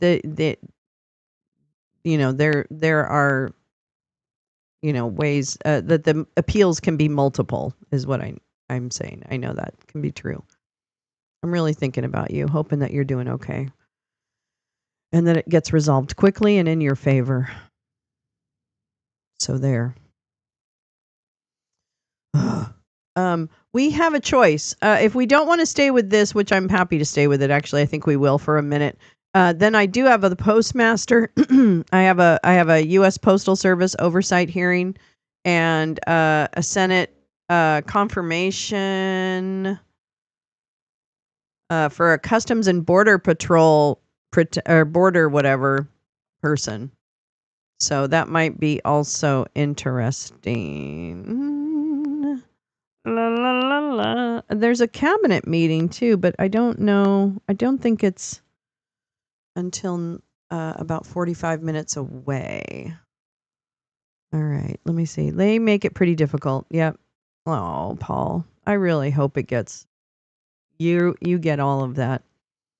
Zodiac Teddy, you got it. I mean, what's not to love? That the committee, by not having the oversight, is literally taking the work of committee and letting the administration rearrange the deck chairs at a time when important issues are to be considered. So I will support this NASA bill today, but I think that we need to get on to other important work that this committee should be doing from an oversight role: aviation safety, AI and quantum issues, the Surface Transportation Act reauthorization, and one of my favorite issues is shipping. Another great that the point, president and others have about agreement the Weather that Service. we should be doing more on Yeah, shipbuilding Team in the Paul United J. States of America. So I hope we will get to that. On the nominations, I plan to support Ms. Trustee's nomination out of the committee today. I've had conversations with Leader Thune about our ability to continue to move FCC nominations, so I will continue to support her as long as we are going to continue to support both Democrat and Republican nominees. I believe that her testimony reflects her knowledge and experience on these important policy issues. I may not always agree with her, but as long as the leader plans to continue to move nominees of both sides, I will continue to support her nomination. And on the Isaac McNomination comes before us with a wealth of business experience and space experience. I do think that innovators at this point in time with a commitment to keeping on to the moon mission is the key requirement that we have to have in this position. While it's not clear to me where the Trump administration will ultimately end up on the NASA budget, and I have concerns about some of their proposed cuts today, Mr. Isaacman Ted is one of those people who actually deserves all the bad karma that he gets. So, I'm not going to cry for him, but he does get a lot of shit. I mean, he brings a lot of shit. As fast as possible. I think this is a very big competitive issue for the United States of America. That competitiveness is not just a goal, it's a reality that someday we may wake up and find ourselves falling behind. So today I will support his nomination and hope that we will continue to get leadership out of the administration on clarification of supporting a robust NASA budget. That's right, Paul J. You hang in there. Thank you very much. He's gotten a little portlier. Recognize Senator Wicker for one day more for a motion. Okay. I appreciate that. Mr. Chairman, I move that PN 24-6 and PN 24-7 nominations of Olivia Trustee to be a member of the Federal Communications Commission be favorably reported. And I note, Mr. Chairman, that the first PN completes. He doesn't even know who she is. June 30 of 2025. The second PN is for a term of 5 years from July 1st. Yes, that's right. 2025. That's what it is. Thank Sarah. Is there a second? Clerk will call the roll for an en bloc sniffler. vote for 2 nominations for Ms. Trusty. Mr. Chairman, is there opportunity for us to make a comment? Sure. Yes, I wanted to as well. Sure. Thank you. Senator Rosen. Thank you, Mr. Chairman. I know this is an en bloc vote, but I would have. I feel like planned to I've heard vote that yes name on Ms. before. Trustee to serve on Oklahoma, the right. FCC. I do believe she's well qualified for the role. Arkansas. But I am Arkansas. deeply concerned with this That's right. administration's threats to independent commissions like the FCC, as the president has Hell illegally yeah. fired Democratic commissioners of the FTC. So while I'm supporting Ms. Trustee for this position today, I cannot commit to supporting her on the floor if there are not commitments from the White House that they will respect the independence of the FCC, and that, as has been precedent, this nomination is paired with a Democratic nominee on the floor. Thank you. Mr. Chairman, Senator Klobuchar. I join Ms. Rosen. I support advancing her nomination because of her experience and work, but I do not believe she will have my vote on the floor if we have not advanced a Democratic nominee. Thank you. Anyone else seeking to be recognized? Then the clerk will call the roll. Mr. Thune. Mr. Wicker. Mrs. Fisher. Mr. Moran. Mr. Sullivan. Mrs. Blackburn. Mr. Young. Mr. Budd. Mr. Schmidt. Mr. Curtis. Mr. Moreno. Mr. Sheehy. Mrs. Capito. Ms. Lummis. Ms. Cantwell. Ms. Klobuchar. Mr. Schatz. Mr. Markey. Mr. Peters. No. Ms. Baldwin. Aye by proxy. Ms. Duckworth. No. Ms. Rosen. Hell yeah. Mr. Lujan. Mr. Hickenlooper. Aye Oh, by it's about proxy. 31. Wait, what? Mr. Fetterman. Which one? Aye by proxy. 31 minutes Mr. in? Kim. Oh, okay, great. Ms. Blunt Rochester. No by proxy. Mr. Cruz. Aye. The ayes are 21, the noes are 7. The motion is agreed to, and the nominations are ordered to be reported favorably. I now recognize Senator Moran for a motion. Mr. Chairman, thank you. I move PN 1223, nomination of Jared Isaacman to be the Administrator of the National Aeronautics and Space Administration, to be favorably reported. Is there a second?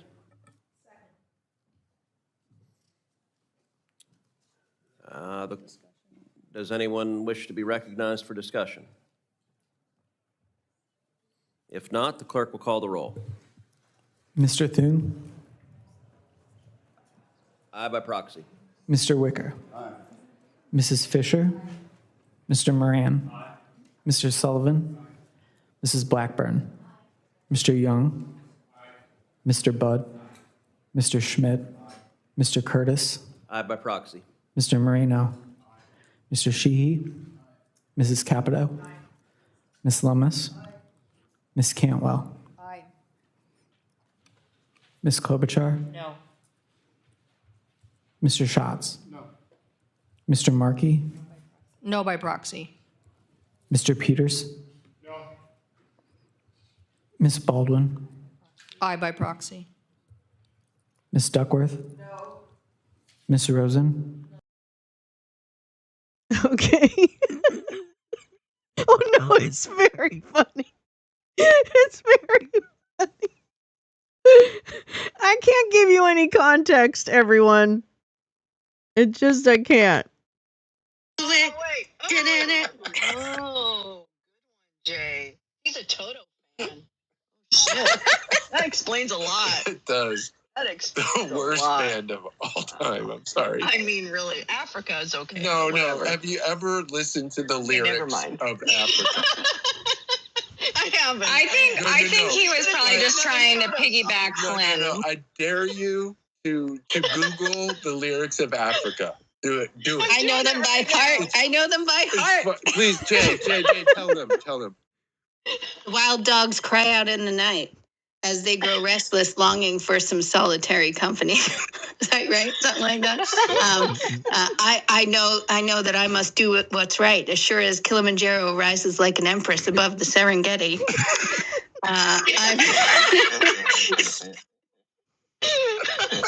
Is this not a podcast or what? I seek to find what's deep inside, frightened of this thing that I've become. Sorry. It makes no fucking sense. What is he talking about? I don't know. Did he ever go to Africa? Did he go to Africa? I don't know, man. What's he doing there? But and then he does that thing with the Serengeti, and musically, it just makes no sense. It's just. There's nothing that 100 men or more could ever do, Jim.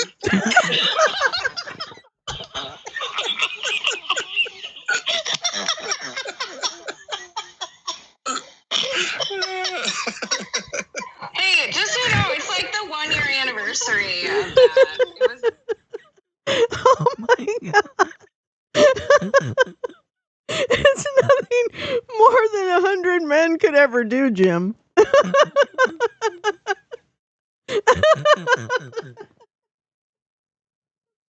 Oh, fuck. Oh, how do I know. How can you, I don't now. Now I love it. Now I love that song. Mr. Lujan? Mr. Hickenlooper? Aye by proxy. We're Mr. waiting for the Fetterman? really by amazing discussion of daylight savings. Mr. Kim? Aye by proxy. Ms. Blunt Rochester? No by proxy. Mr. Cruz? Ted is the worst. The yeses are 19, the nos are 9. The motion is agreed to. I know and the someone nomination is who, ordered to be reported favorably. Knows about now his room or recognize knows his Senator Lummis for a roommate from motion. Harvard, and everyone's Mr. Chairman, I move that S29, Sunshine Protection Everyone Act of hated Ted 2025, in as amended college. by Cruz 1, be favorably reported. Is there a second? Is there any discussion? I have an amendment. Senator Young. My amendment, Young 1, proposes making standard time permanent instead of the underlying Here we bill's go. push for permanent daylight saving time. Indiana has a uniquely complex history with daylight savings time. Until 2006, most of our counties didn't observe it, while others did, leading to a widespread confusion and inconsistency across the state. Under permanent daylight This savings guy always time, looks like he as just the underlying rolled bill in from allows, an sunrise in all-nighter, central like he's Indiana hungover. would be delayed until after 9 a.m. during much of the winter months, forcing Hoosiers to start their day in darkness. Supported by the American Academy of Sleep Medicine, moving to permanent standard time is widely recognized as the healthiest option for promoting better sleep, alertness, and overall well-being. That's the part For that this made reason, me my lose it. amendment would also change the title of this bill to Make America Rested Again Act. After surveying constituents across Indiana in recent weeks, it's clear to me there's no single right way to approach the issue of time, and regional differences play an important factor in these decisions. But if there is consensus in Congress to lock the clock, I think it is at least worth further debate and detailed analysis of whether it would be better to lock the clock on standard time, as Indiana observed until 2006, or daylight savings time. Mr. Chairman? Does Senator Young want to vote on this amendment? I don't know. Yes. No, I don't know, request Neil. a roll call vote. I think it goes state by state. I'll withdraw In the one amendment version. after your persuasive ability.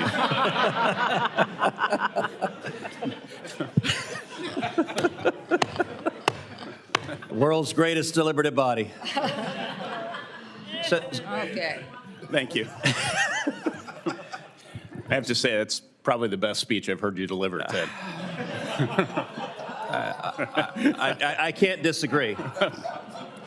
And I will It is say tough this, on look, I think Arizona, Senator Young's that points corridor. are heartfelt and they're serious. And my view, the hearing we had on this, there are times when you have a hearing on a bill and you're trying to move forward with the bill and you think there's a clear right answer. This is not one of those times. At least for me, the testimony we heard at the hearing was very interesting. It persuaded me that we should lock the clock, that the practice of changing, springing forward and falling back every year doesn't make sense, that it has real negative consequences, both in terms of safety, in terms of economic productivity, and so we should lock the clock.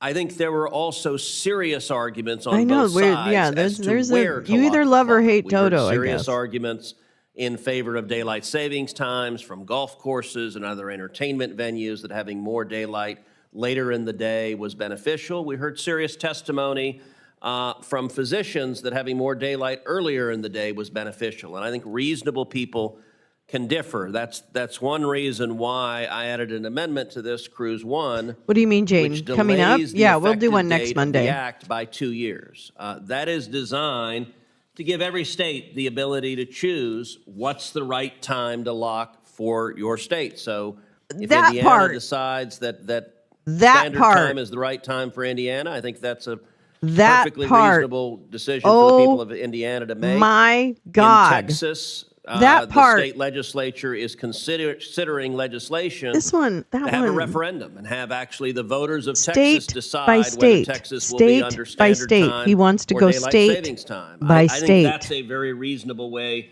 to decide it as well. This bill The bill that they are proposing allows each state, I'm going to say that really slowly, each state, I'm sorry it's so hissy, every state gets to set their own adherence to either daylight savings or standard time. Every state. Well, that's true, Lee, but there isn't just, Indiana is one and Illinois, or whatever. I mean, oh my God. It just seems so chaotic. Maybe it's just codifying what is already happening. I don't know. does not purport to decide for That's a every good state in point. the union one way or the other, daylight savings time or standard time. Rather, it gives every state the ability to make that choice, and I think that's a reasonable decision. I hope in Texas we do see the referendum, because I'd like to see the voters decide it. But with that, I don't know if there's any further discussion. If not, the clerk will call the roll. He's doing Mr. Thune, No by proxy. Mr. Wick, We're voting on the final bill. We're voting on the final bill, which incorporates my amendment. So this is the final bill itself, and I'll say I recognized, I don't anticipate a partisan vote on this. I think there'll be a mixed vote reflecting the different views of various states. So Thune is no by proxy. Mr. Wicker, Mrs. Fisher, Mr. Moran, Mr. Sullivan, Mrs. Blackburn, Mr. Young, Mr. Budd, Mr. Schmidt, Mr. Curtis, Aye by proxy. Mr. Moreno, Mr. Sheehy, Mrs. Capito, Ms. Lummis, Ms. Cantwell, Ms. Klobuchar, Mr. Schatz, Mr. Markey, Aye by proxy. Mr. Peters, Ms. Baldwin, Aye by proxy. Ms. Duckworth, Ms. Rosen, Mr. Lujan, Mr. Hickenlooper, Aye by proxy. Mr. Fetterman, Aye by proxy. Mr. Kim, Aye by proxy. Ms. Blunt Rochester, No by proxy. Mr. Cruz. Aye. The yeses are 16, the noes are 12. Well, an interesting vote and not a partisan vote, but the motion is agreed to. I now recognize Ranking Member Cantwell for a motion. Mr. Chairman, I move that S-196, the Main Event Act, as amended by Blackburn-Lujan substitute, S-259, the Foreign Adversary Communications Transparency Act, S-320, the National Earthquake Hazard Reduction Program Reauthorization Act of 2025, as amended by the Cruz substitute as modified, S-580, the Combating CCP Labor Abuses Act of 2025, S-606, Contaminated Wells Relocation Act, S-688, the Fish Act of 2025 as amended by Cantwell 1, S-725, Enhancing First Responder Act as amended by Klobuchar Blackburn substitute, S-769, United States Research Protection Act of 2025, S-1003, Lula's Law, S-1081, Comprehensive NASA Reporting Act of 2025 as amended by Cantwell 1 as modified, let me just interrupt her. And also say, so now what happens, Val, is this committee will recommend and say that they approve this bill, right? And then is when it goes to Mike Johnson, or no, the other guy. No, the other one. Mitch McConnell. Is he still alive? Who's the Senate leader? I don't even know who the Senate leader. Oh, John Thune. Sorry. John Thune. God damn. These people are so forgettable. Yeah, the highlighter is in overdrive. It's true. Her entire page is yellow. So now Thune will bring it to a vote in the Senate, I guess. Or I don't know.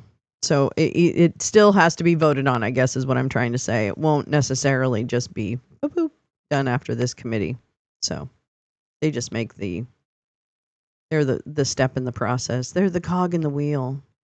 1278, Fog Observation Graphic I Forecasting kind of want to stick around and see if they're going to discuss any of those bills. 1378, Tame Extreme Weather and Wildfires Act as amended by the SHOTS substitute as modified.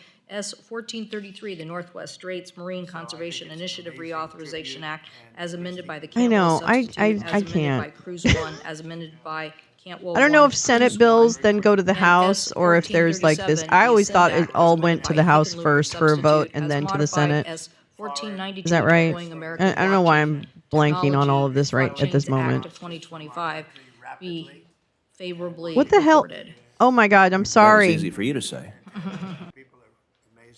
Sorry, hold on. We've got a problem. Problems that everybody's reading. We have some judges that don't like, killers, murderers. being Sorry, thrown out of we're the going to have country, to so I listen don't to know what this. the I'm so problem is, sorry. but we have a little difficulty. But- We won on the basis of a great border and of getting criminals out of our country. That was why we won every swing state.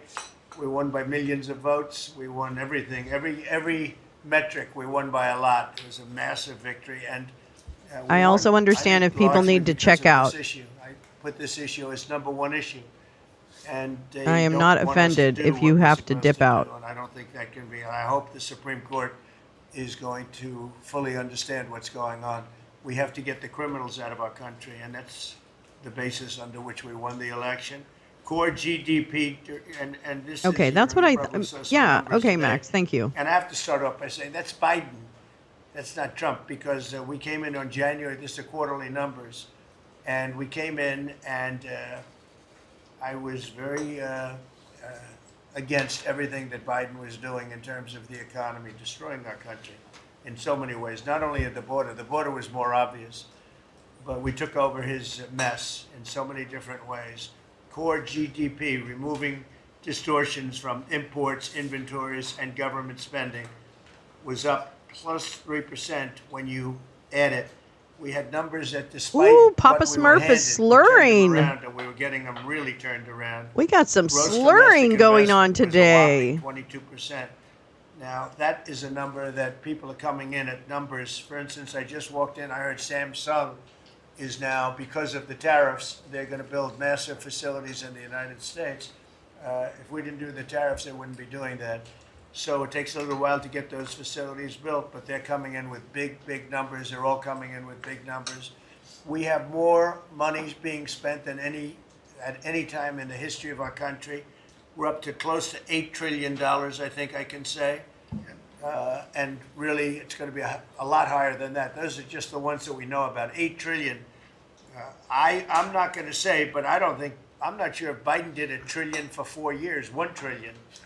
But Ready we're for at $8 trillion for 2 takeoff. months because let's give Shoulder us a pass pad on the first boys. month. We were sort of getting Shoulder a little bit pad used to things, right? boys. But Fox after Conley 2 reminds months, us we have $8 trillion. again. There's never been a number like that. His hair's like straw now. He can't dye it anymore. The hair's probably not taking any of the color. High-tech companies, nobody's ever seen anything like it. So $8 trillion. I don't can know. talk about, Have we seen anything like it? Domestic product, gross domestic investment. I don't know. Talk about a lot of things, but to me, All right, the biggest Val. numbers, the kind of numbers that I are, love that. and these I people love are coming that. in. Our Secretary of Commerce spent the weekend. He went down to Arizona to see what was happening with the biggest chip company in the world. That came And in he under the said, CHIPS Howard, Act. you said you've never seen anything like it. You want to just describe what you saw? Yeah, Howard Nutlicker. $165 billion in 1,100 acres. This is in CHIPS Arizona. Act. And, This is they're Biden. building the highest tech chip manufacturing semiconductors. Biden. And 4,000 employees. Biden. American trade craft. Biden. Right? Technicians Biden. doing every kind of work. The classic foundation Classic of America. peg. Is building it. They had 14,000 people. They're expecting I 40,000 don't have a picture of the rest of their Nutlicker. plants Are you kidding and to me? employ Oh, I do. 20,000 people for the There we rest of go. the time. And This you is never all s- driven. You never saw a site like that. And this is all driven Here we by go. your tariff policies. No chance this I can be wish happening I'd- without you. Okay. It's going to be about 40% of the chip market from that one section, and this is the This biggest. chip is maker. They have under the 99% CHIPS of the Act. market. There. They come from Taiwan. This is under the And, CHIPS unlike Act. the CHIP Act, which was done by Where Biden, is where he? they hand everybody Not billions Licker. of dollars, the thing Oh, they here he don't is. need is money. They got plenty of money. What they need is an incentive to come in, and the tariffs they're building because of the tariffs. If without the tariffs, and I'd There we like go. to say I have they're to building remove the because of background, but I'll do that November 5th, later. The election and the tariffs, but I'm going to be a little more blunt. They're building Licker. because of the tariffs. And November 5th gave them the tariffs. So Give me it's some amazing nuts to lick. when you look. And these are not companies that go out and say, well, we're going to build, we have to go get our financing. Let's go. Like we would. Oh, really? People? in Oh, New York, everybody companies would aren't look, you know, leveraged? You'd get a building site, and then you'd look around for money. You'd look around for financing for 6 months. You'd get your financing. You'd build, From you'd build, yeah, the market you would would be go to good, you'd make money, Swiss the or market whatever would be that bad, bank wouldn't be is, so good, Deutsche you'd have Bank. to negotiate, ba ba ba. Ba, This is ba, different. ba. These people have so Ba, da, much ba. money they don't know what to Ba, do. da, ba, ba. I asked Howard, did they finance it? No, they do it through cash, and they say that site, and they just started. You know, Oh, my they just God. announced it like a month ago, and they've already started. He said, "I've never seen a Hmm. site like it so big." So you know, you're talking about essentially a $50 Oh, yeah, billion that was building. weird. Now, if you build a warehouse for $50 million, that's a big warehouse, Scott. But a $50 billion What's building, Scott? that's Who's a lot. Scott? They're building the electric. They've become a utility. Oh, And I'm giving Besant. them Oh, the right to Beasley. become. They're going to build their own electric. They're going to build their own electricity, which they need tremendous amounts of electricity. They're going to build it themselves. Anything they have left over, they'll hook that into the grid. But the grid is old and they're unreliable, and bad things can happen to grids. I said, if you want, you can hook into the grid, but that's a little bit risky. Or you can build your own electricity and become your own utility. And they, I think, in all cases, Yep. are deciding to do that. Yep. That's right, folks. Yeah. Who is Samsung? Yeah. Okay. Listen. We're gonna talk about this on Fucked Financial Fridays. But I'm gonna tell you right now. This is it. And Doug Burgum was in front of the Hill and Valley forum that we started with today when I got really mad at Alex Karp, the co-founder of Palantir. You know, remember that? Well, at that same conference this morning was first Doug Burgum, the Secretary of the Interior or whatever. I don't know which one he is. And he was talking about energy and talking to the venture capitalists and others from Silicon Valley. and talking to them about the need for energy and that they're going to need so much energy to do what they want to do with AI and with whatever, crypto, blah, blah, blockchain, blah, blah, blockchain. And so, literally, he was straight up like, you're gonna, and Trump too is on, he has, we know he has 12 different things that he's given to kind of spout, and he can riff on those 12 different things, right? And he does the same riff every time. Well, his riff starts to include certain things that then become really real really fast. And one of them is this concept of the factories, this onshoring of manufacturing that is the fever dream. But actually, I'm not even so sure that they need all of that onshoring to happen to achieve what they would like to achieve. So at the same time, with all of this onshoring, they're telling companies that you will build next to your factories. It's a very simplistic mind model, right? Like next to your factories will be this big power plant that generates the energy you need in order to do whatever to use AI to help run your business. I mean, that's really what we're talking about when you break it down. Is to how AI is actually going to have more jobs in this country per se than actual humans, perhaps. I don't know. But it's possible. So that's what he's talking about. And that to me, like the rape of the natural world is very real with this administration. And indeed, yeah, I mean, we'll talk about like why companies would onshore and all of those things. But oh, sorry. Now I lost my train of thought. Okay, it doesn't matter. Lee says the auto tariff relief announced is primarily targeted at Elmo and his car company. Oh, I did not know that. Lee, it said cars with 80% or more USA content would be exempt, but no vehicle has that high a percentage. Oh, that's interesting. What company will invest here? Things could change again. Exactly, Tom. I mean, I think it's kind of it's not gonna what they talk about envisioning is not feasible under the way they've done it. And yeah, so it's just not. Thanks for sending that Glenn Beck interview. That was so frightening. I know Sam Altman. Actually, I also just I can't play a TED Talk here. But Sam Altman has a TED Talk from 2 weeks ago that I kind of am interested in listening to. Sam Altman is the founder of OpenAI, who's basically the AI darling, or at least one of them. I mean, I know Elmo is because he's got XAI, but I think there's probably not too much daylight between those two folks because it's all about the money. Or maybe Sam's just anchoring to be, AI guy. I don't know. But I thought he was pretty AI guy. All right. We'll keep going. Sorry. So it's very exciting, and we have a lot of things going. It's not that We exciting. took over on January 20th. These are quarterly reports. We took over on January 20th. Yeah, but he has XAI to do like machine learning type of like productivity. So more than just Grok, I guess. I just saw some reports coming out, and I don't want that to happen to China. I like the president a lot, President Xi. I don't want it to happen. I was actually saddened to hear it, but they are getting absolutely hammered in China.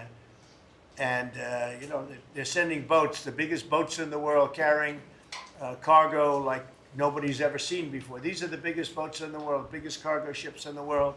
And they're coming and they're turning around in the I wonder who Pacific that Ocean. was. They're doing a big U-turn and going back because they don't want the goods because 145% tariff. But at a certain point, Oh, wow, Lee. The EO doesn't have the details you need.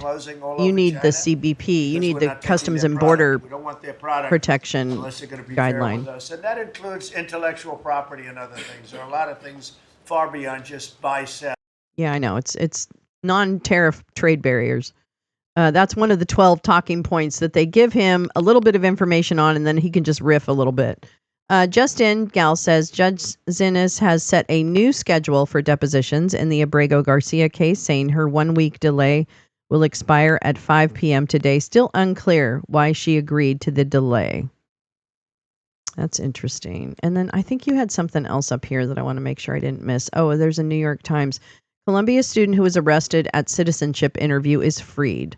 Mohsen Madawi had been an organizer of pro-Palestinian protests at the university. Federal officials tried and failed to deport him for it. That's fantastic. The New York Times site that you could get behind the paywall if you put it into the archive.is website.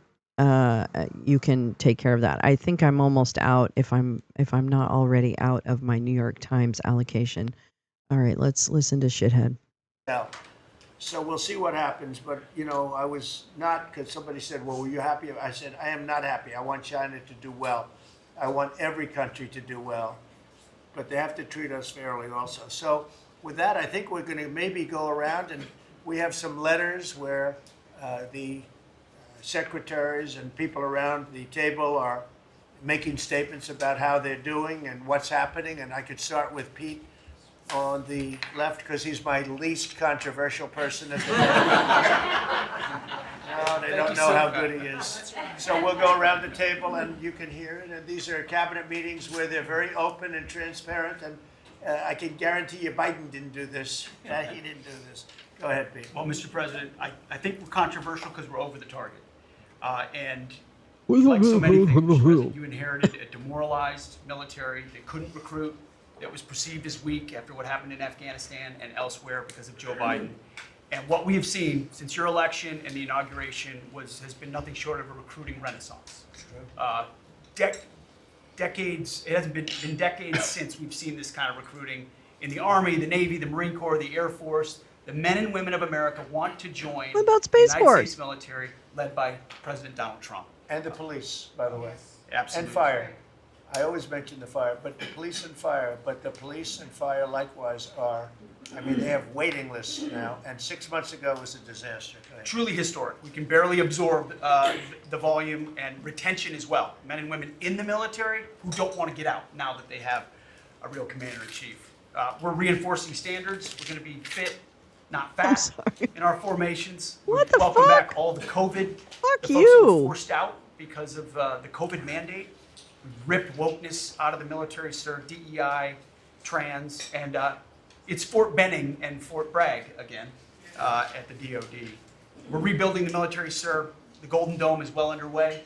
The Golden Dome. F-47, reassuring allies and deterring enemies. We found nearly $6 billion in DOGE savings that we're going to reinvest, including $50 billion. Well, but but they were supposed to be fraud, waste, and abuse and go back to the, wait, what?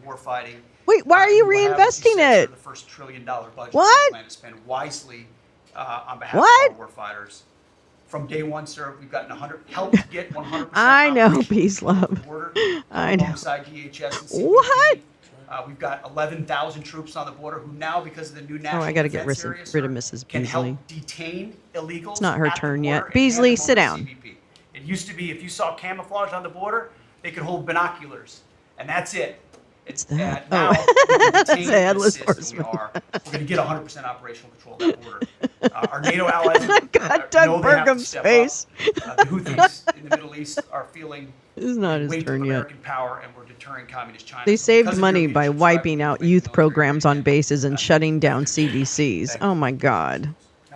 So I have the pleasure of running the investment Not like a- accelerator, which gets to recruit these Not companies. like a. And you've never seen anything Can I like sell you a companies car? committed to building America. Technology companies have committed over $2.5 trillion to build in America based on your tariffs. Show me. Sovereign countries. Show all me. Backing the whole Middle East and all Show these countries me. backing their sovereign wealth funds. They all want to invest in America, and they're coming in again.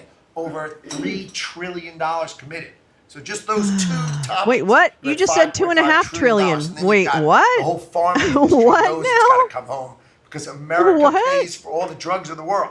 So the pharmaceuticals have to come home, right? Autos. Oh, come here home, I have this industrials one come too. home. So you know, we've got to train, and your great Secretary of Labor together and Secretary of Education together, we're going to train the workforce to build America. It's unbelievable. We've got so much as I travel that's around, for the Tulsi. attention See, of that's the Trump Tulsi Gold right there, Card. but then that's I mean, Ben it makes me very Franklin popular. Last night, staring her I down. was out to dinner, and someone came up and said, "Can I buy 10?" And how do I buy 10? And I'm like, "That's pretty good. It's $50 million for dinner." So, you know, I was paying for my dinner. I'm sorry. Wait, what? Excuse me, what? Excuse me, what now? Excuse me, who's it? Can I get that repeat? Paying for my dinner. And how do I buy 10? And I'm like, "That's pretty good. It's 50. I mean, it makes me very popular. Last night, I was out to dinner. Got so much as I travel around. Together, we're going to train the workforce to build America. It's unbelievable. We've got so much as I travel around. The attention on the Trump Gold Card. I mean, it makes me very popular. Last night, I was. The Trump Gold Card is if you give him $500 million, right? Yeah. No, I think it's 5 million. I think it's 5 million. If you give Trump $5 million, you get an expedited 5 million. Thank you, Gal. You get an expedited ticket to citizenship. And yeah. So, and they call it the Trump Gold Card. Yeah. Was out to dinner, and someone came up and said, "Can I buy 10?" And how do I buy 10? And I'm like, "That's pretty good. It's $50 million for dinner." So, you know, I was paying for my dinner. The external. Paying for your dinner? Paying for your dinner? What do you mean, Howard Nutlicker? Who paid for your dinner? Are you intimating that you're accepting a bribe? Are you getting a kickback? Howard Nutlicker?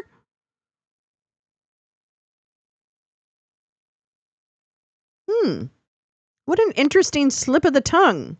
Did they pay for your dinner last night too as a way to butter you up? Did you go back to anybody's hotel room? Did anybody piss on your face? We'll find out. Revenue Service, right? You've got the tariffs and the hundreds and hundreds of billions of dollars coming in to build the Not External if they Revenue don't Service. import. And our Not if we objective, of don't course, is to import replace shit the Internal because Revenue demand Service goes that down comes because outside it's too countries expensive. Trading with us, let them pay their fair share to America, and then of course you got rid of de minimis. And what happened is Yeah, and that means that all your if you buy stuff on Temu or whatever, and knocking out our mom and pop you're businesses fucked. across America. You put an end to it. Oh my God. Rebuild the mom and pop and the small This guy's the business of dumbest America. piece of You're shit. their president, and I'm proud to support you. Fuck you, Howard Nutlicker. Rapture faster, It's a big bitch. deal. It's a big scam going on against our country. You're a against big really scam. small businesses, and we've ended. You're not gonna. No one's gonna buy mom and pop stuff that is Cafe standards, the same price as an import. standards on vehicles that are going to go to 50 miles per gallon. We are going to rewrite those standards, bring it down to something that's far more reasonable. Oh, okay. Elon's fine with that, I hope. But What? it's going to drive down. It's going What? to drive down the price. Oh my God. This is Sean Duffy, the transportation secretary, also a guy who was, often drunk and naked and an asshole on MTV's The Real World. And he is in charge of transportation. And what he's just talking about is lowering the emission standards for vehicles.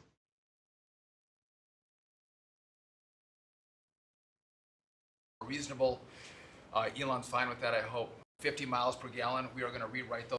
Really small businesses, and we've ended. Sorry. Put an end to it. Mr. President. So, cafe standards, we have the fuel economy standards on vehicles that are going to go to 50 miles per gallon. We are going to rewrite those standards, bring it down to something that's far more reasonable. Elon's fine with that, I hope. But it's going to drive down. It's going to drive down the price of a car in America, making cars more affordable for families. Also, Biden had the social cost of credit when we build infrastructure, roads and bridges, adding 3 to 5% on infrastructure costs. We've got For rid of what? the social cost of carbon, driving down the cost to build roads and bridges across the country. Okay. We have what is called follow the law. So we have so many states and municipalities that don't follow the law. So there's whether no it's states' DEI, rights anymore, guys. In case you haven't noticed, whether the party of states' rights is not the Republican Party. Okay, just in case you don't know.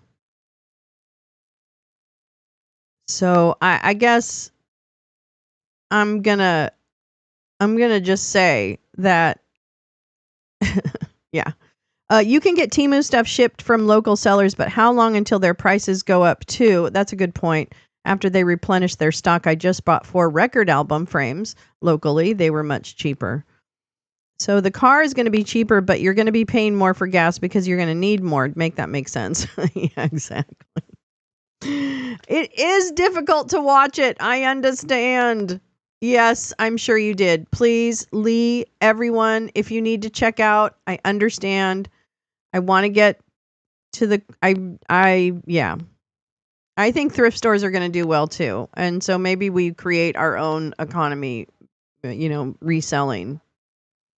they give illegals driver's license or their sanctuary cities or states.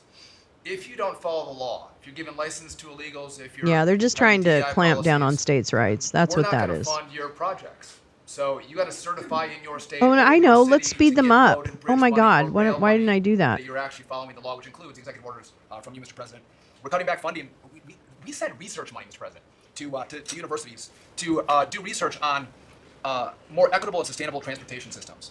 Projects that'll use data. Look and at, he public thinks opinion that's to inform funny. policy and infrastructure and technology benefiting diverse communities, including women and gender non-conforming Yes. people. Just stupid There you waste of go. money. We're pulling that money back from universities. We should do good research if we're doing research in universities. And then one last thing, air traffic control. We don't have enough air traffic controllers, about 3,000 short. We're working on an agreement with the union, so when controllers become retirement eligible, we're going to cut a deal to try to get them to stay longer, stay in the tower.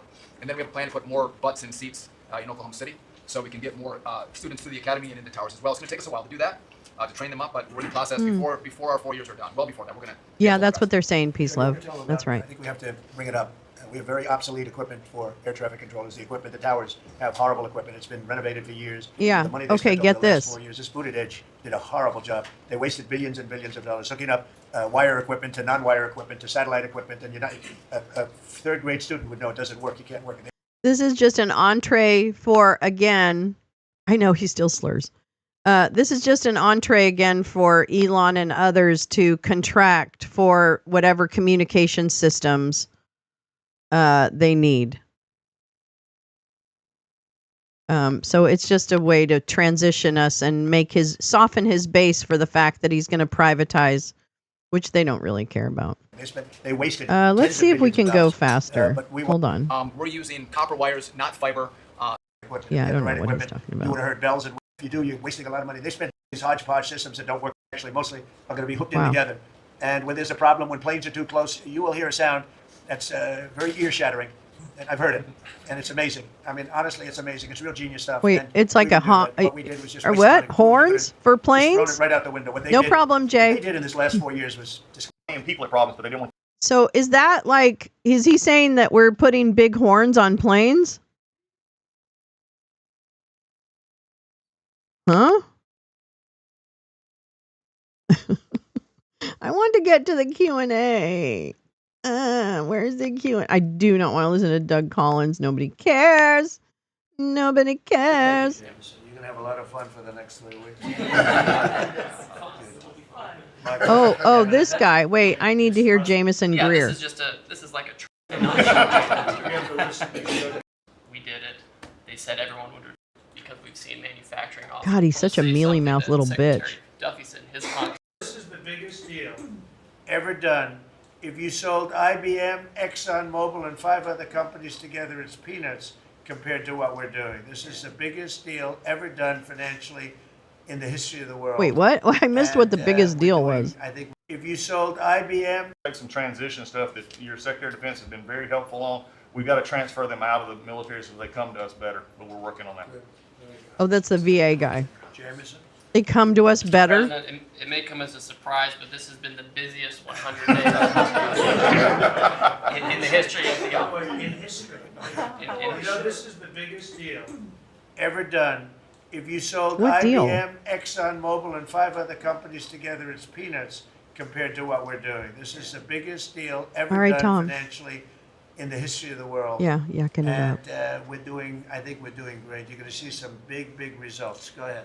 Yeah. And I'll just say something that Secretary Duffy said in his context, because it's complex, no one has done it. So this is something, a reordering of global trade that hasn't happened since the end of World War II. And it's long overdue because we've seen manufacturing offshore under the old global trading system. When the net result of the global trading system is that all the manufacturing goes to Asia and other places, that's a system you have to replace, and that's what you're doing. They said you wouldn't No, be able it's to do not global actually. tariffs. You don't have to We do did that. it. They said everyone would retaliate. No one retaliated. No outside one of did? China. They said no one would come to negotiate. We're talking to dozens of countries. They Dozens. said no one would have Dozens of offers. countries. Dozens of written offers. We have lots of countries in this week. This is like a break for me to come and not sure. Yeah, show us the list. Countries that want to negotiate. Yeah, we have a want to service negotiate. They want to economy. make a deal. Don't zoom in on this. Don't this is zoom just in on it. This is like a tracker, right? We have all these columns of which countries have come in, when we started negotiations, who gave us an offer, are we in technical talks, and when do we expect to have deals done? Those are some. So your some Gantt weeks out, chart. but Show us your Gantt chart. quickly on this. Thanks to you. Thank you, Jameson. You're going to have a lot of fun for the next 3 weeks. So, from this crowd.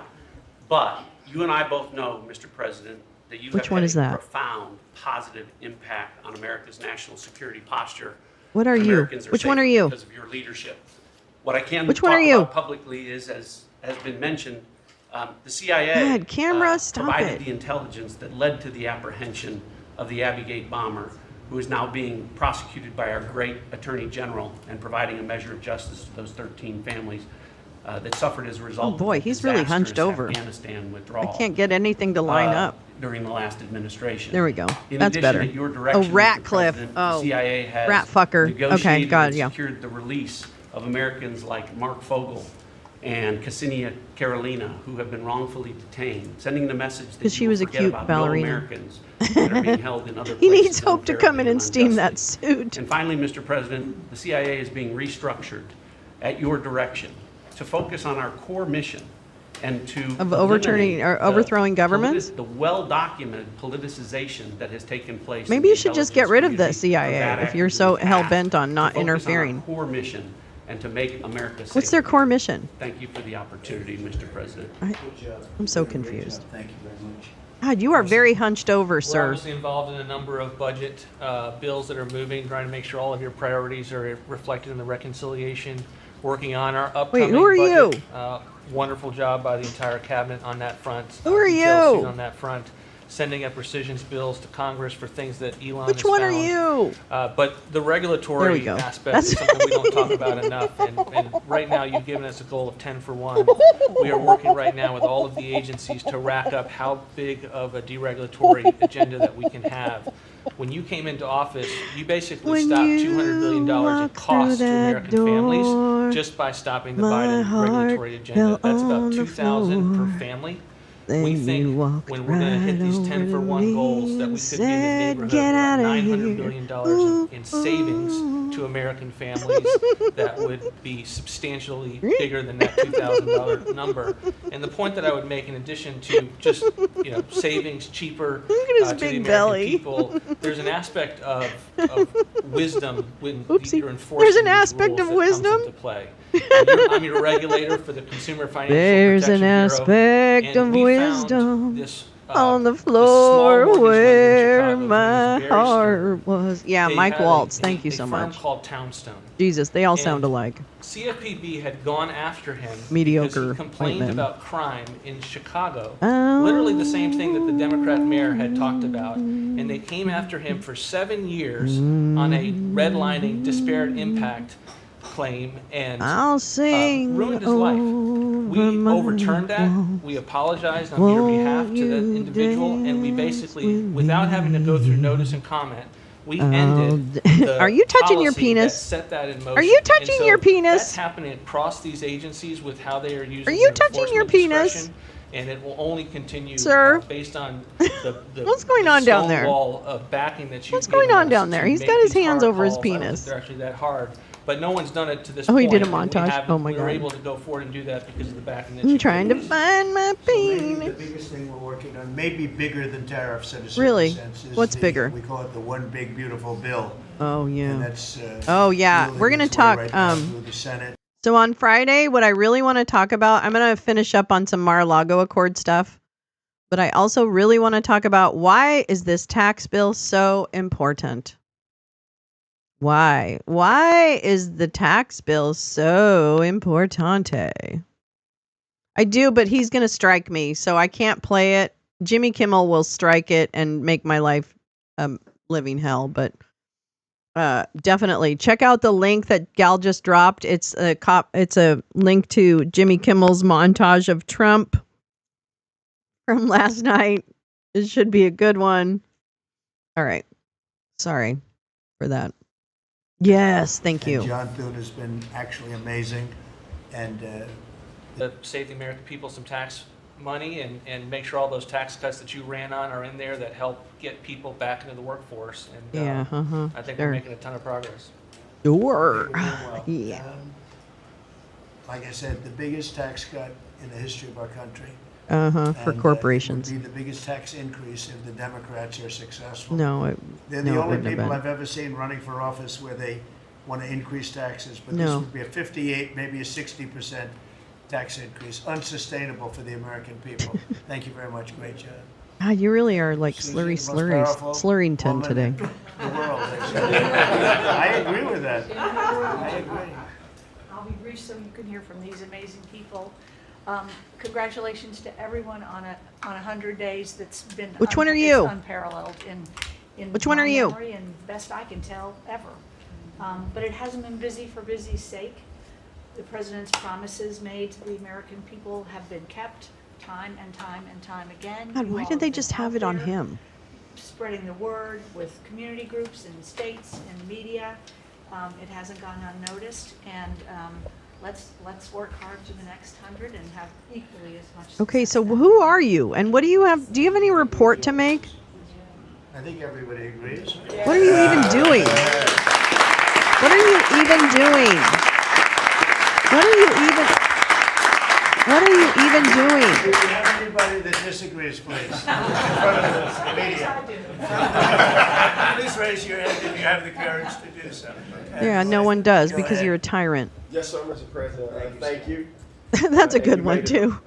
That very works. clear that you wanted to put America first, and also from day one, you wanted to make housing affordable again, because we do have a housing affordability crisis in our country. And so at HUD, we've been cutting all the red tape and bureaucracy as pertains to housing affordability and unleashing creativity of our builders and developers around our country and restoring local Who's the head of control. HUD? We took down the affirmatively furthering fair housing rule, as you know, Yeah. which was a zoning tax from Washington. So no longer will Washington be picking winners and losers, but localities and elected officials in What does different that mean? states and cities will have that flexibility. Also, you alluded to securing the border, and such a great job has been done with all of our partners at the table. And at HUD, we want to make sure that the resources Scott that Turner. we have now, which is American taxpayer dollars, in the Biden administration, they prioritize illegal aliens over the American people. How? And so we signed Show an me the MOU data. with Secretary Noem and DHS Show me the to data, make sir. sure that HUD-funded housing only goes to American citizens, and no longer will it go to illegal aliens coming across our border. We have about 9 million people living in subsidized housing in our country. 59% of illegal alien families use some sort of welfare program, costing us $42 billion a year. And so we have prioritized American and American people only to live in HUD-funded housing. And also, to make housing affordable, we also signed a partnership with Secretary Burgum at DOI to use underutilized federal lands, as you campaigned on and promised, to identify those lands to build affordable housing in our country so that people can What? realize the American dream. We also Look at his restored face. biological He's so truth, almost as you dead. did in sports. We have the equal access rule at HUD, which we took that rule down to ensure that at women shelters, that those that enter those shelters would be of the same sex. They're prohibiting trans women from accessing protective shelters. No longer will those that identify as women but are not women be able to enter our shelter so that we can protect the ladies that we serve. Where's your Along with our data? Doge task You don't force, have any. we identified over $2 billion. How disgusting in you are. At HUD, $260 million at HUD were just in contracts, $4 million with DEI. And so we took those contracts down and de-obligated and sent back $1.9 billion back to the Treasury for the American people. Again, we want to be good stewards over the American taxpayer dollars. And so, Mr. President, thank you for your leadership in this. And we have a tremendous team at HUD, and I'm so grateful to be These part are of all the this good team Germans. around this table to take care of the American people. And I consider it a great honor. Not trans people, though. They can die, apparently, according to this administration. I'm not sure if anyone's heard, but the price of eggs is down. No, it's not, you stupid cunt. I know it's news. Listen, sir, today on as we Okay, celebrate, maybe the I 100th shouldn't watch day, this. I think that I was it's really such a joy hoping and they'd honor get to the continue questions. be Here's the what we'll source, so do. thank We're you just for going to that. do that. We're just going to do that. We don't need to listen to that. Actually, you're right. I can listen to this later and seethe on my own. I was hoping they'd get to the Q&A, but they're not going to get to the Q&A. So that's fine. Fuck you guys. Okay. I think I'm going to call it today. I clearly need to go outside, breathe some fresh air, get some sunshine on my face. That's what I need to do. You know, all anybody, in fact, I'm going to take them off the screen. I'm sorry. I left them up there so long. Thank you for trying along with me to keep track of what's happening in this country.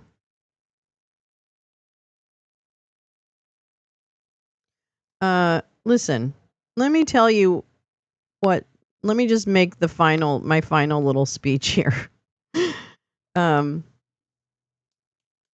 It is not, first of all, this sack of flesh that sat in that blue suit is not the ultimate issue. He doesn't think of these things. He doesn't understand any of the things that are being talked about. He's not innocent, but he is no mastermind. And so, in terms of a derangement syndrome, I have no derangement with him. I understand who he is. I understand what his history is. I understand what a criminal he is and has been. And he really spit in the face of American democracy. And so that, I think, is, it has nothing to do with him. It is the people around him that are so hell-bent on, number one, increasing their power and influence, aka money, and also preserving a lack of accountability for the rules that they break. And I just don't know how anyone in their right mind, I'm sorry, can support something like that. No matter the lies they tell you. I mean, if I were a MAGA, I would demand far more details, far more data. But I guess that might be the difference. But really, all I want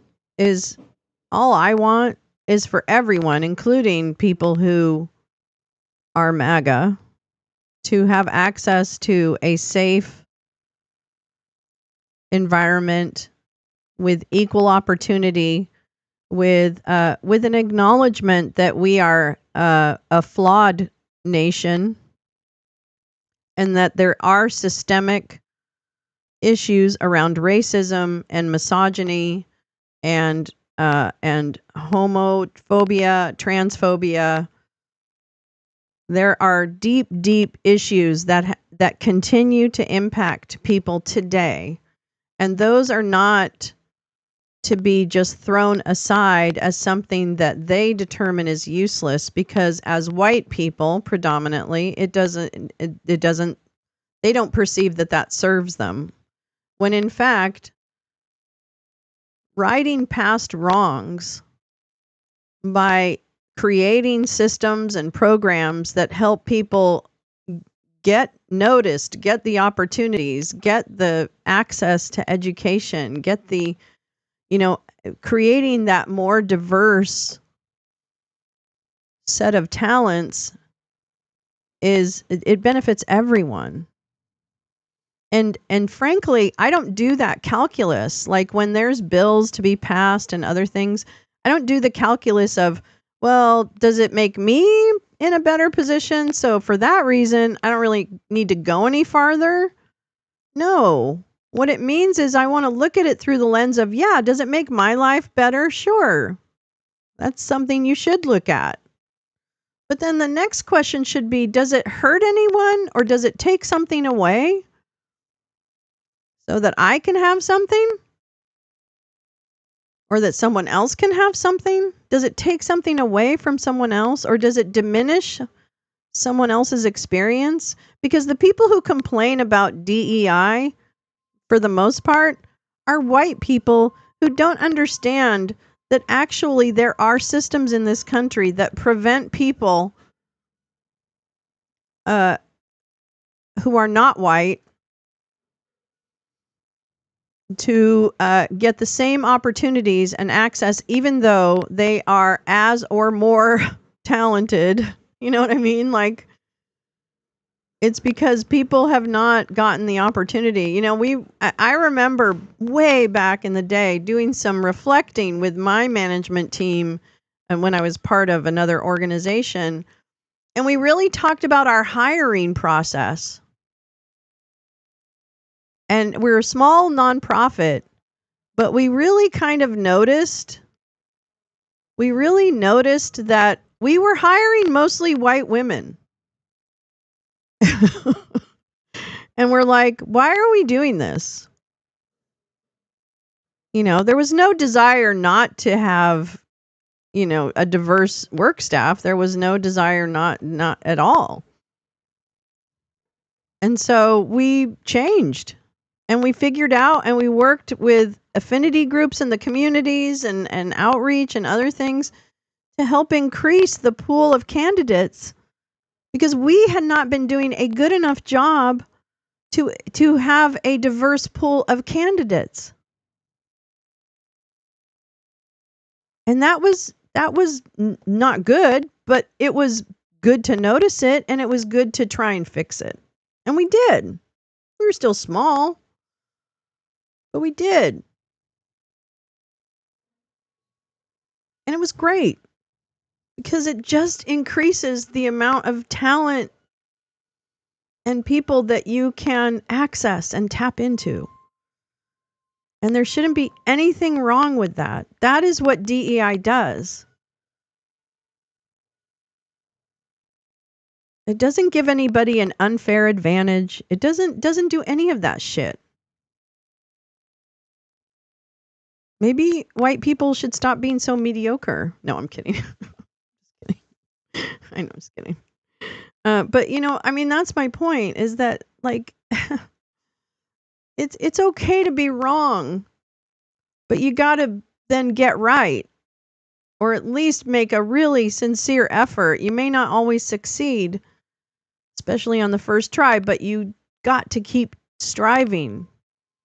And if all boats are lifted, which I know is kind of a silly saying, but I really like it because it's really a good visual for me. When all boats are lifted, it's a pretty happy place. It could be a pretty nice place. But the problem is sometimes we look at it only through our line of privilege or our line of experience, right? And we think, oh, well, but that history isn't my problem. I don't believe in generational trauma, so it must not exist. Well, that's not the way the world works. Just because you don't believe or haven't been exposed to something doesn't mean it doesn't exist objectively in the world. What it means is that you haven't had enough conversations with people who are impacted by generational trauma to understand what it manifests like and what it feels like. That's why incels should not say the N-word, okay? because as a white incel, you are all like, oh, those are just words. Well, to other people, they're not just words. They're weapons. And if you don't understand how a word can be a weapon, then you need to do more work. Nobody needs to change for you. You need to do more work. That's what that means. And I believe we all have work to do.